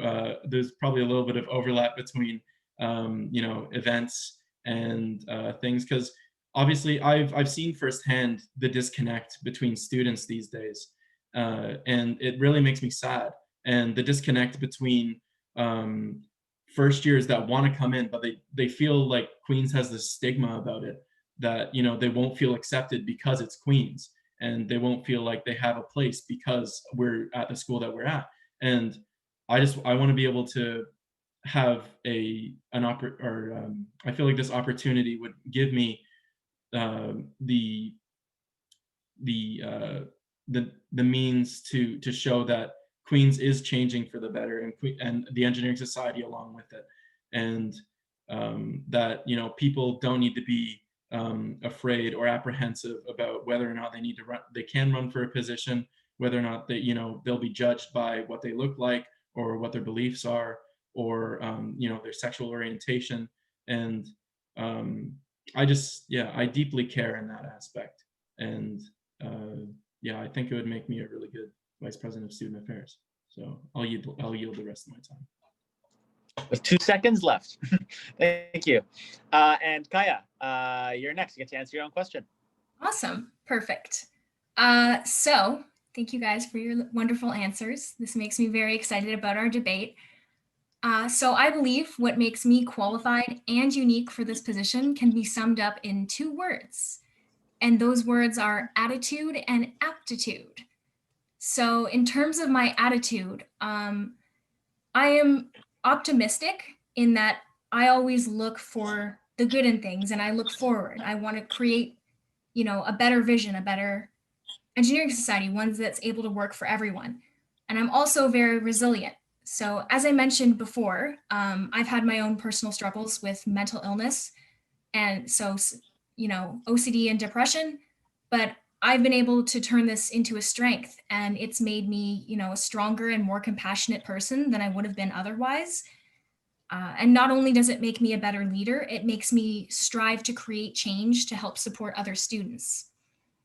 And mixed in with all that, I have a very much a growth mindset. I love to learn, I love to be educated, and I think that that's something that's really important when you're a student in a position of power, because I'm not the authority on everything.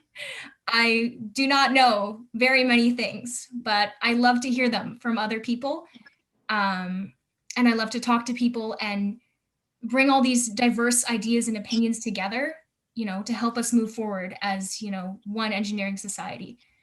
And so quickly for aptitude, I mentioned the positions that I've held earlier, but I'd actually like to talk about the positions that I haven't held.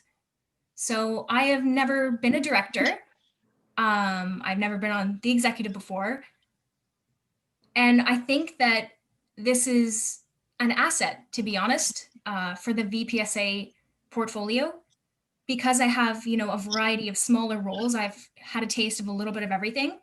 So I feel like I can best represent, that one student voice. Whereas sometimes, being directorships and executive, I've noticed in past years, some people get caught up in the EngSoc student government bubble and they never really branch out. And so I want to be a link between the bubbles and someone who, I'm a people person. I like to think I'm good at building relationships, and I want to help bring us all together. And I think that, that's the best way to do that.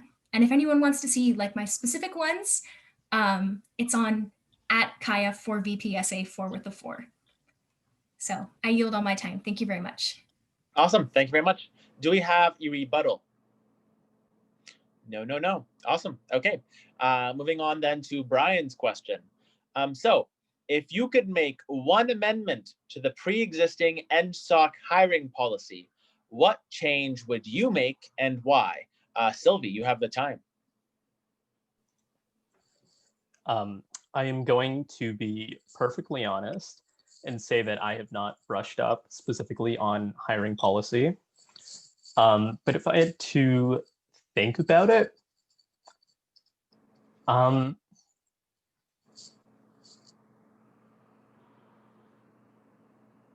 not sure. I don't know enough about hiring policy at the moment to adequately answer this question. but hopefully throughout my time in the VPSA portfolio, I would love to read up more about it and become more accustomed to the specific sections of policy and bylaw. Thank you. Awesome. Thank you very much. Moving on then to Rein.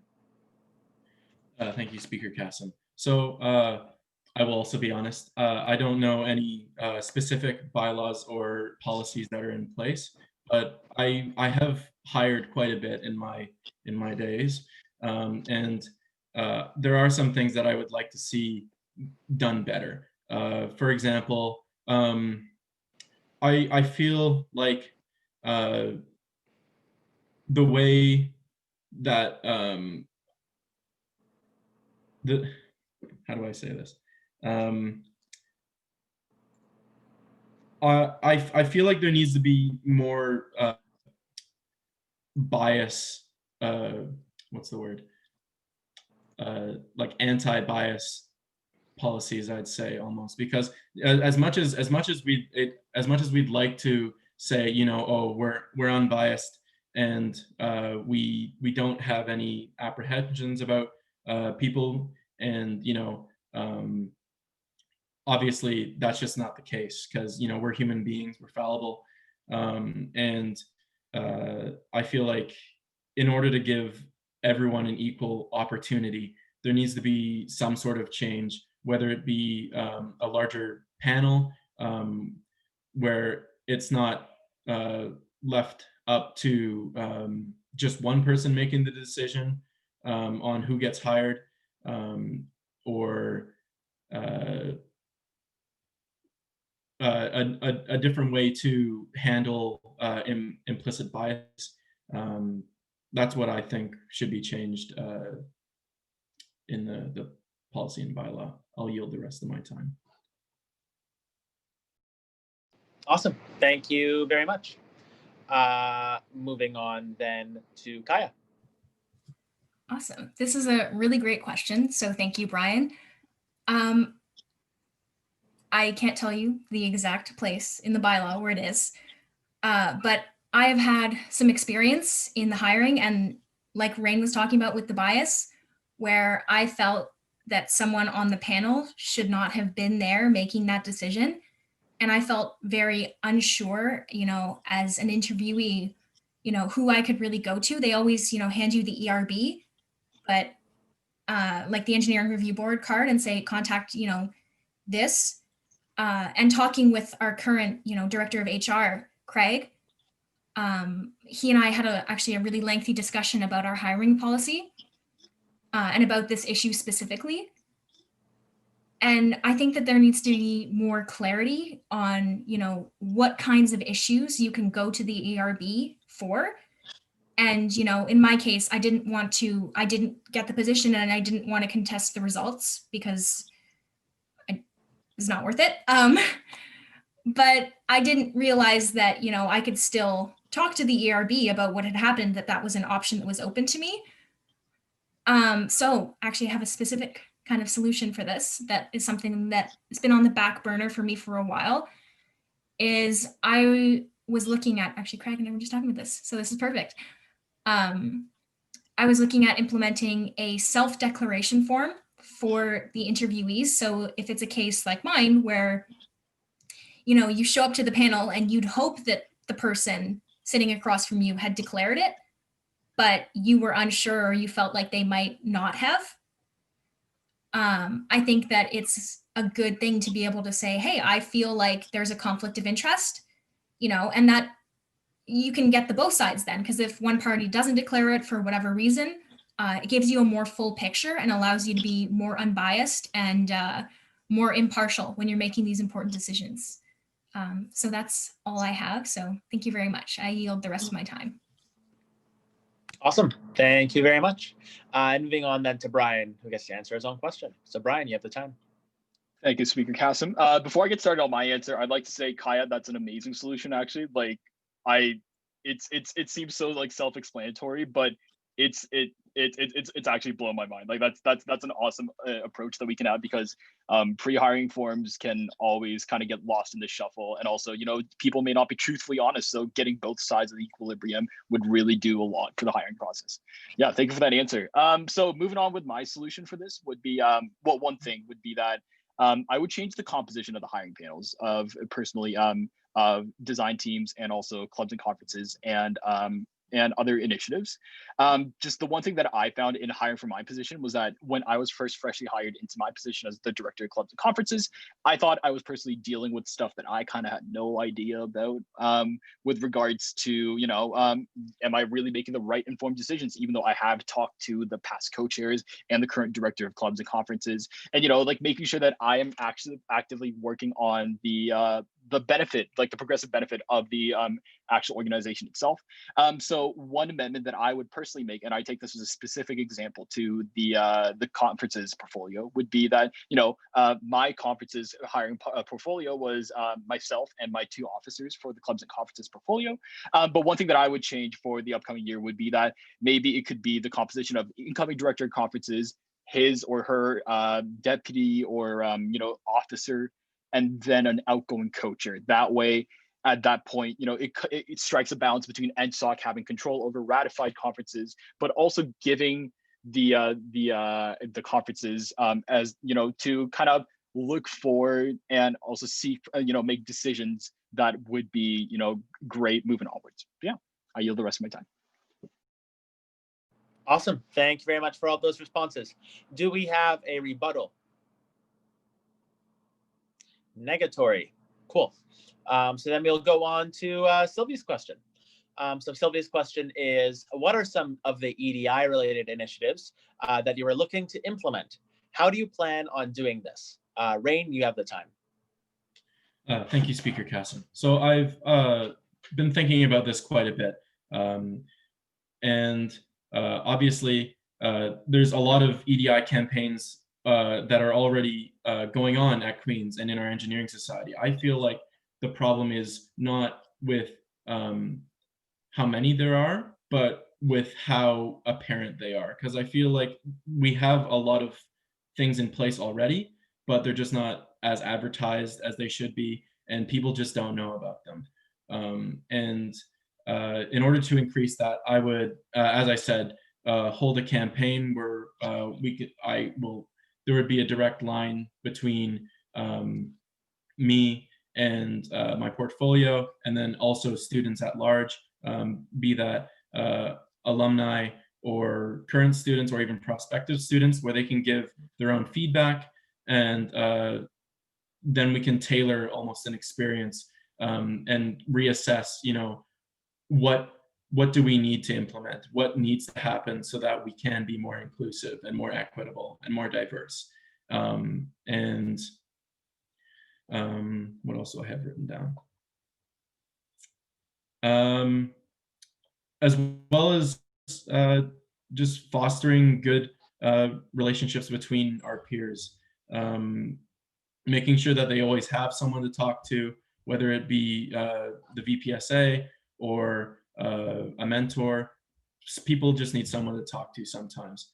And I feel like that will help with a lot of the EDI problems, because it's always nice to have, especially if it's someone who has gone through a similar situation, it's always nice to have someone that sort of knows or can empathize with your situation, rather than just be given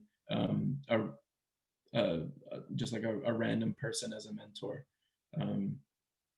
Those are what I've thought of. I'll yield the rest of my time. Awesome. Thank you very much for that response. Moving on then to Kaija. You have the time. All right. So in the past few years, we've had a lot of really great EDI initiatives that have been started up. This year specifically, we have Women in STEM mentorship opportunities where upper year students connect with first years. I love that, and I would really like to continue that and expand on that to possibly offer, you know, opportunities for professional development. And that's, you know, connecting, you know, the vice president portfolio, the president portfolio and working together in order to infuse EDI and, you know, equity, diversity, and all these important issues. Like, it has to be everywhere. You know, we can't, it's not a solely presidential issue. It's something that we should be considering in all our decisions. And like I previously mentioned, you know, specific initiatives that I wanted to do were the Accessible Spaces Fund. Logistically, I would like to work with academics and possibly get funding from discipline clubs and the bed fund, because, you know, from my years of council, we get a lot of money left over from that every single year. And, you know, some of these things that we want to do with the Accessible Spaces Fund are beneficial to all students. So it would fall under, you know, those categories of things, you know, the money has to be spent on things that are going to benefit the students of that department, the students, you know, of the year. And another really, really crucial thing when it comes to EDI initiatives is information and training. So Sylvie talked earlier about APSC 100 and 200, which is an excellent way to get this across. As the training representative, I talked a bit with Afra Rogers, and I know that they were working on something in the summer at the same time that we were, you know, revamping our EngSoc training, which was really great experience. So I'm looking forward to this coming semester as part of that role, separate, but I mean, it's related, it's under the same portfolio, to be able to deliver that training, you know, not just the slideshows, but to be able to have important speakers and people to come in. And I think, you know, we live in the age of information, and a lot of the issues, you know, we see in politics, you know, in the school level, you know, at the government, you know, regional government, federal government, all those levels, you know, it starts with educating people. So I'll just reiterate, the training and information is the most important thing to be able to, you know, provide a meaningful experience to help students develop and to help them, you know, feel a part of a community where we're inclusive and we're accepting of differences. So that's all I would like to say. I will yield my time. Thank you. With 0 seconds on the clock, so good timing. And Brian, you have the time now. Thank you, Speaker Kassem. Could I get a repeat of the question, please? Absolutely. What are some of the EDI-related initiatives that you are looking to implement? How do you plan on doing this? Righty. So I'm going to take a little bit of a different approach to this. And before I get that, Kai, I totally agree with your point of education is key because knowledge is power. And for a lot of students, it's about not being aware of what's happening around them. And, you know, it's about us as the organization to making sure that our student base is involved and is aware of things happening around us in order for us to mobilize and also to, you know, lend our voices to people that really need it as people in privileged positions. So yeah, so in a different approach, I mean that it's about continuing the efforts made by the current executive team to continue on with things that they have already in plan, because obviously engineering society, all positions are on a year-round rotational basis where things kind of get started but sometimes get left behind, and you know the cycle kind of continues. So a few things that I really want to continue would be, you know, the gender and diversity panel, advocacy for international students, especially now that Queens has seen an exponential decrease in the amount of international students being like enrolled in the Faculty of Engineering, and also, you know, utilizing things like the EngSoc EDI plan that we have published over the summer, making sure that long-term deliverables and short-term deliverables are being actually met, and we are able to progress on by making, you know, finishing things that we started and making grounds for a bigger and or like more opportunities that we can take on. So yeah, also things we could also incorporate things like Indigenous allyship training. So things like land acknowledgements before we start our hiring processes, or for the executive director team that will be training other people, you know, incorporating the Kairos blanket exercise or having sensitivity training modules to make sure that we are aware of our surroundings and our you know, position in relation to the land of the Indigenous people. So yeah, I yield the rest of my time. Zaid, you're muted. Thank you very much. Sylvie, you have the time now. Okay. So within EDI, first off, I want to start with inclusion. First years aren't always included, not always a fault of the society itself, but sometimes they just don't have a reason to care about the society. They don't have a reason to want to be included. They hear about the engineering society from people, and it's like, whoa, that's cool. It exists. Okay, now what? It's something that's like really daunting to get into, because like I mentioned previously, most people within EngSoc know the people that are already in EngSoc. If you're new to EngSoc, you probably know a couple people here and there, and just being in that new space is extremely scary. I think that with the help of the Frex and whoever the new director first year is, engagement could be back to an all-time high. First years need to know all the ways that EngSoc can provide for them, all of the opportunities that EngSoc has for them, and that they have the opportunity to be successful no matter which portfolio within EngSoc they go. First years need a reason to care. Now, as for general ED things, I really liked the Accessible Spaces Fund that Kaija mentioned. I think it's a really good solution, and especially pulling from the bed fund, genius. But for some other ideas of my own, looking back into APSC 100 and 200, I wanted to give a personal experience. So in a 200 lecture that I had just a couple days ago, we did touch on EDI. Jan Sneep talked about diversity and why it's good to have diversity in teams, the ways that it can influence teams, and the ways that students have been extremely biased when contacting either him or his female counterpart. He got questions relating to the course, whereas his female counterpart got questions related to mark boosts and playing on her quote unquote female sensitivity. This kind of mentality is extremely toxic. And it's honestly disgusting that students still think this way. And from what Jan mentioned, it's been going on for at least 4 years to this specific professor. Now, while I do think it's really nice that he voiced his opinions and his experiences with this, that's only scratching the surface. We can do so much better. Make the students really reflect on what they're doing. Have them write a short, less than 500-word reflection on their experiences, either being the person being stereotyped or the person doing the stereotyping. It's okay if it happens. Sorry, no, I should rephrase. It's not okay that it happens. What matters is if it has happened, that you learn from these experiences. But if you're just being told something. Thank you, Sylvie. Awesome. So we're now on our last question. Zaid. Or rebuttal. Yes. Rebuttal. You would like a rebuttal? Okay. Yes, sorry, let me just reset the time. No okay, go ahead. This is in particular to Kaija's Accessible Spaces Fund. So one question that I have is, space in the ILC is obviously extremely limited, and this has been an issue for student access the past couple of years.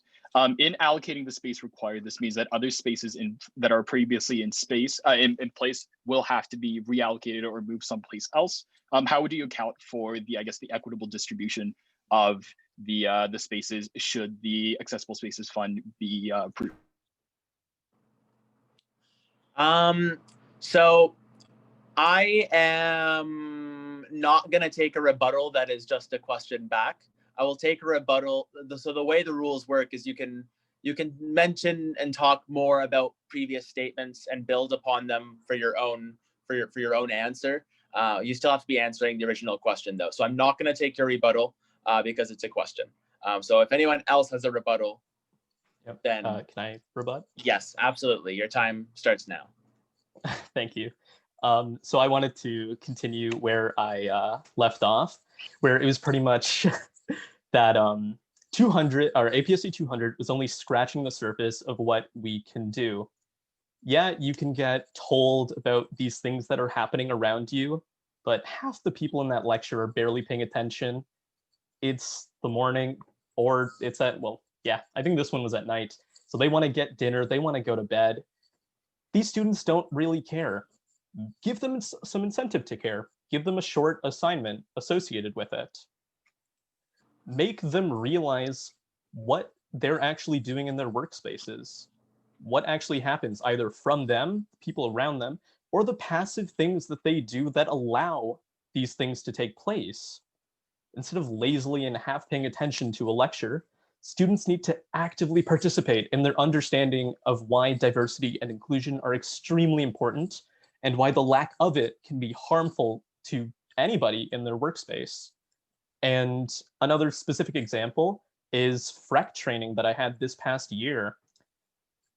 It was pretty difficult. I will give that to the FREC committee, but the training was quite lacking in the sense that it pretty much turned into, here's an article, I want you to go through it, and I want you to answer a quiz. Now, that's fun and all, but quiz questions can be control F'd through.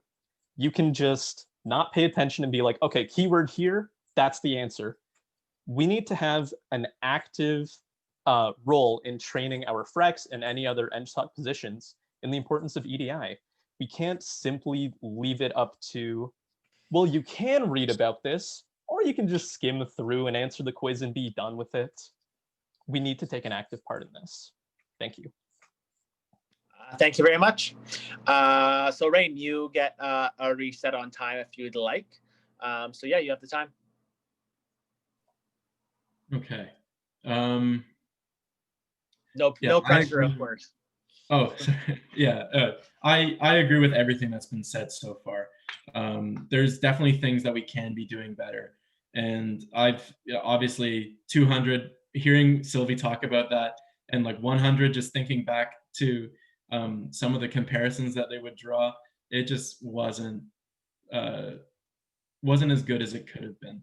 And obviously as VPSA, we do have enough sway and enough power to, talk to whoever's planning it and actually give some good and insightful and constructive criticism. In fact, they welcome it. So yeah, I just want to say that I agree with everything that's been said, and yeah, well done. I yield my time. Awesome, thank you. Kaija, you have some time. Awesome. Thank you. I will add a quick little thing about EDI in the faculty.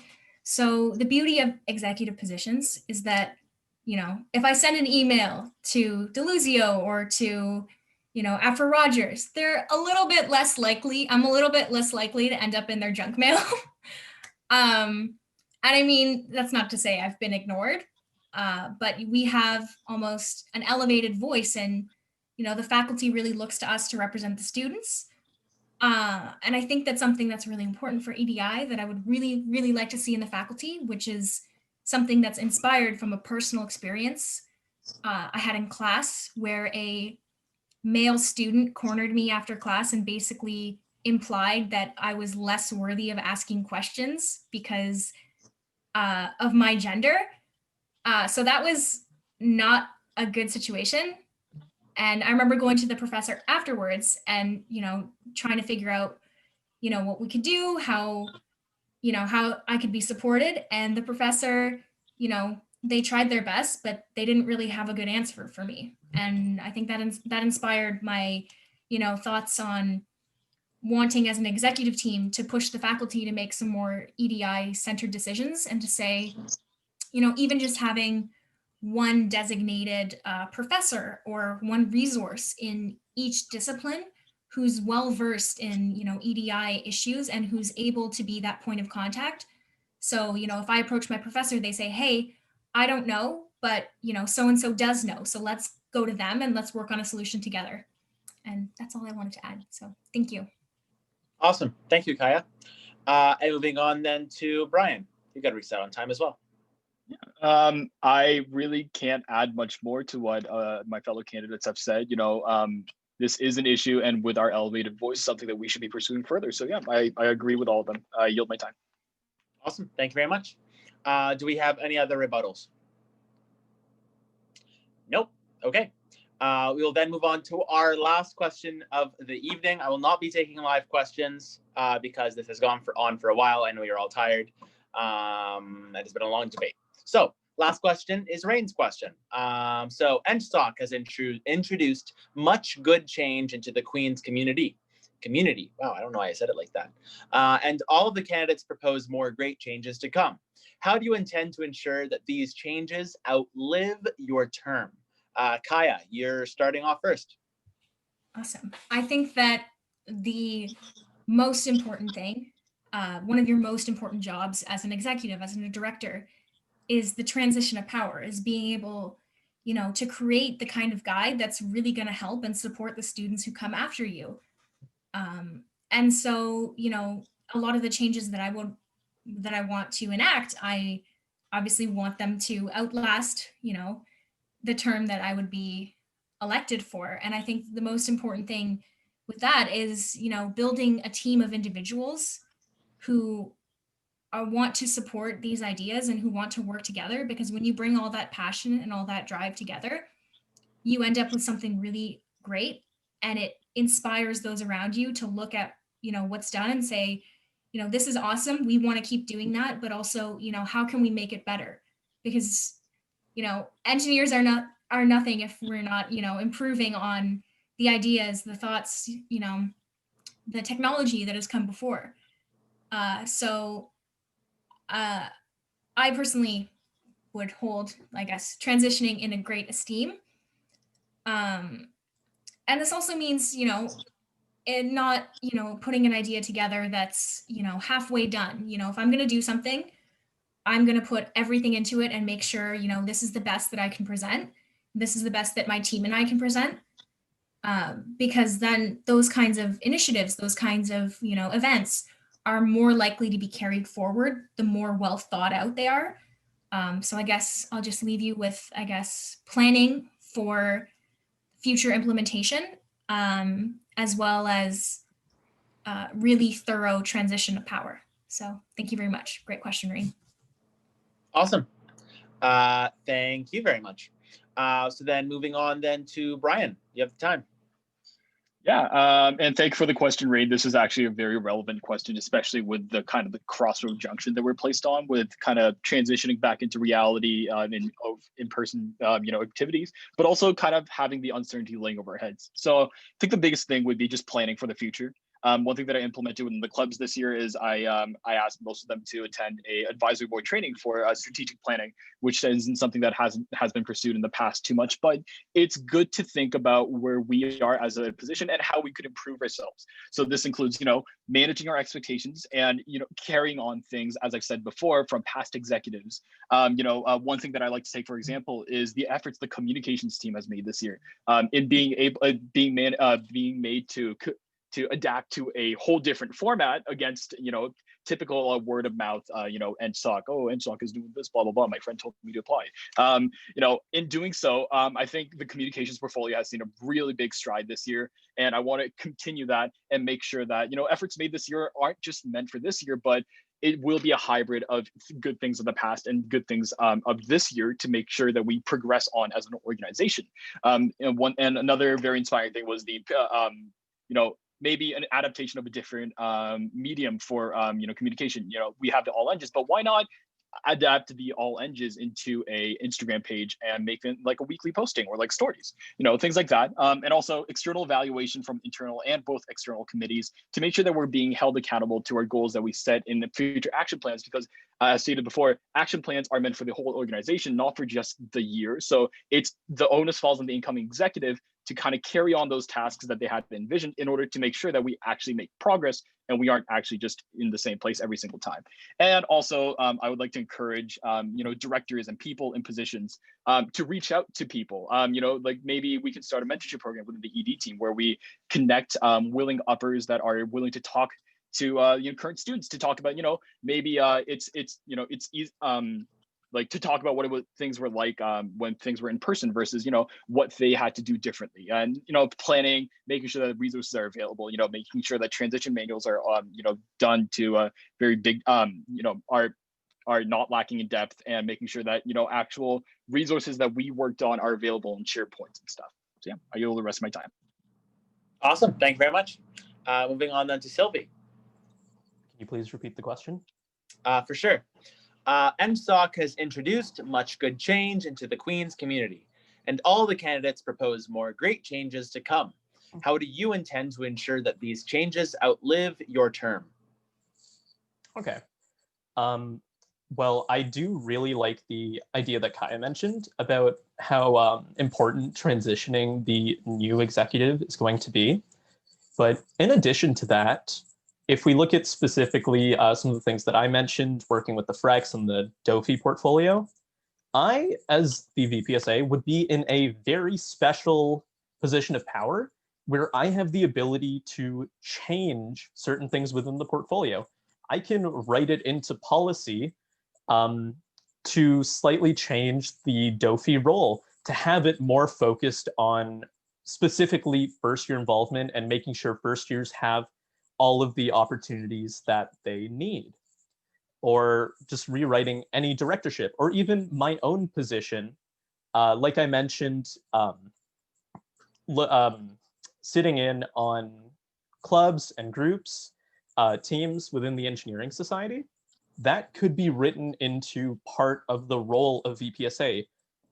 You must interact with the people that you are governing. You need to be there for them as not only VPSA, but as a person. And as for the course changes, like with APSC 100 and 200, technically I do have no way to ensure that those changes will stick, but hopefully working alongside Dean DeLuzio and Afra Rogers, as well as, I'm not actually sure who the course coordinator for 200 is, but working alongside these administrators, we can ensure that this continues to go on, because I don't think these higher ups are getting replaced anytime soon. Thank you. Awesome. Thank you very much. And then moving on to last but not least, Rein, you have the time. Thank you, Speaker Casson. So I'll just quickly say, like, it just makes me so happy to hear all of your responses, because it gives me hope to know that, like, no matter who gets the position in the end, it's in good hands. Obviously, yeah, like, I agree with everything that you've said, and I asked this question just to kind of get a nice, like, sum of what everything we've said, like, what is the fruition of what we're working towards. Because at the end of the day, if what we enact is good, but it doesn't keep on being good and it doesn't hold out throughout the years, really, like, we're stuck in a loop. And the key to making sure that loop is broken, and instead it's a gradual incline of good stuff just keeping on coming, is exactly what everyone's been saying. Like, making sure that you're transitioning well, having everything detailed, making sure that people know exactly what you're thinking, why you did it, and what your motives behind the changes you made. And as engineers, it's in our nature to question everything, right? So I think that in order to maintain, in order to make sure that everything keeps going according to plan, there needs to be measures in place to make sure that the elections process are fair and equitable, and making sure that the right people are making the right decisions, and are accurately representing all voices. And yeah, I can't say it better than any of you all. So kudos to all of you. It's been a pleasure. So I yield the rest of my time. Awesome. Thank you very much. Do we have rebuttal? No rebuttal. That concludes the debate for the Vice President of Student Affairs. Congratulations to all of you. That was a long debate, and that was a lot of good discussion, in my opinion. Sorry, Speaker Kasim. We have to hear the candidate's closing remarks. You're right. That's a good point. It's a very, very good point. I am indeed. There you go. Got my thing up. Rein, you actually get to start with your closing first. Oh, perfect. Sounds good. Thank you, Speaker Kassem. So first, I'll just say thank you again to everyone who made this possible today and for giving us all the opportunity to come and speak to you. I had a blast. Thank you to my fellow candidates. You all did a fantastic job, made this very interesting. I don't have much else to say. Follow me on Instagram at Rein for the number 4 VPSA. I'll be uploading more posts about more details in my portfolio, or not portfolio, but my platform. Everyone spoke very well. I don't have, yeah, I'm a firm believer that actions speak louder than words. So I'll leave you with a quote from my favorite politician, Pedro Sanchez, from Napoleon Dynamite. You know, if you vote for me, all your wildest dreams will come true. And then vote for Rein. Awesome. I yield my time. Thank you. Awesome. Thank you very much. Moving on then to Sylvie. You get time. For my closing, all I'd pretty much like to do is to reiterate my main pillars. For anyone that couldn't be here at the beginning or simply forgot, I would love to help improve the current state of the Engineering Society through first-year involvement with the use of the Director of First Year and the FREX to give the first years a reason to care about EngSoc.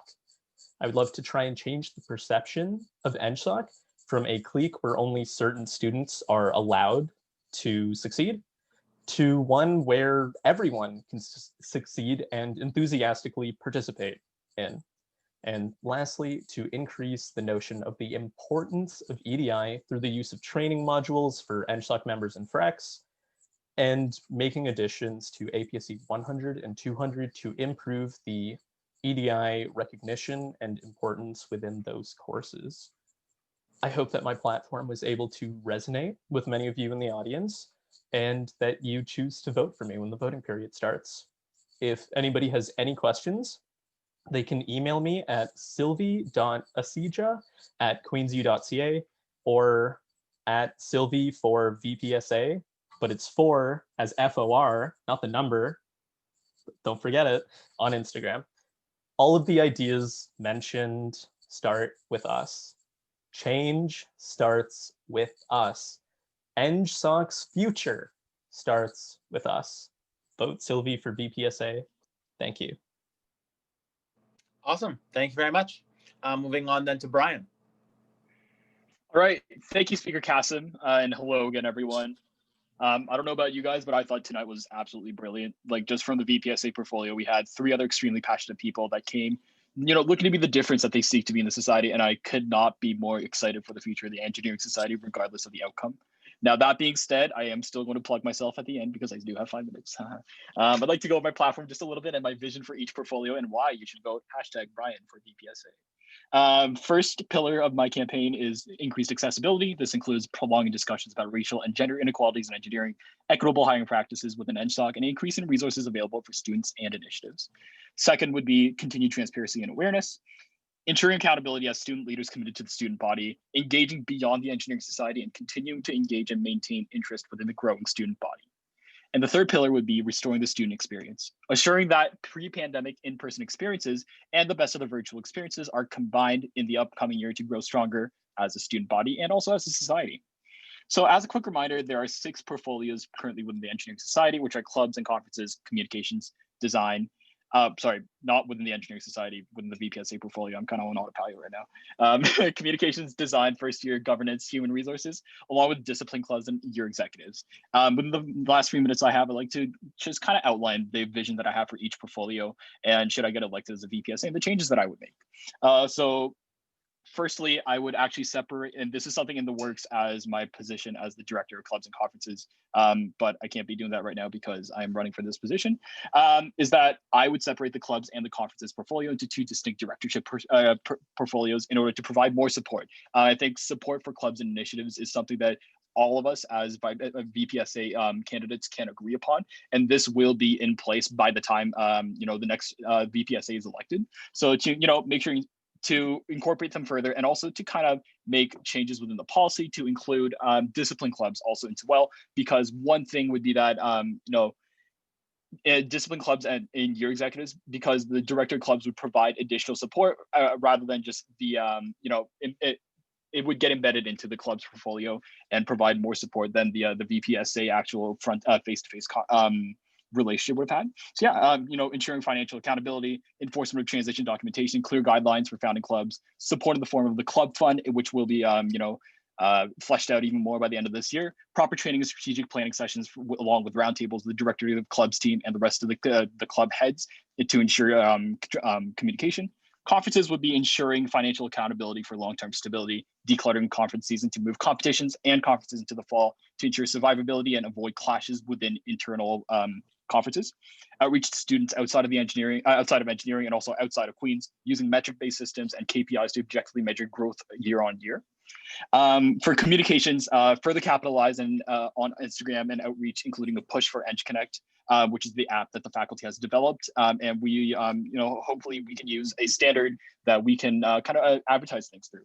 Training for more videography and allocation of funding for purchasing assets such as workstation PCs, cameras, subscription to productivity software to engage students with higher quality materials.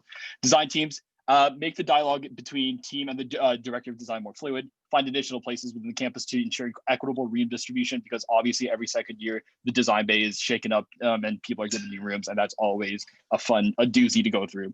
And increased documentation available for teams to ensure smooth transition, and also maybe a list of sponsorships and also a potential where alumnus are from certain teams.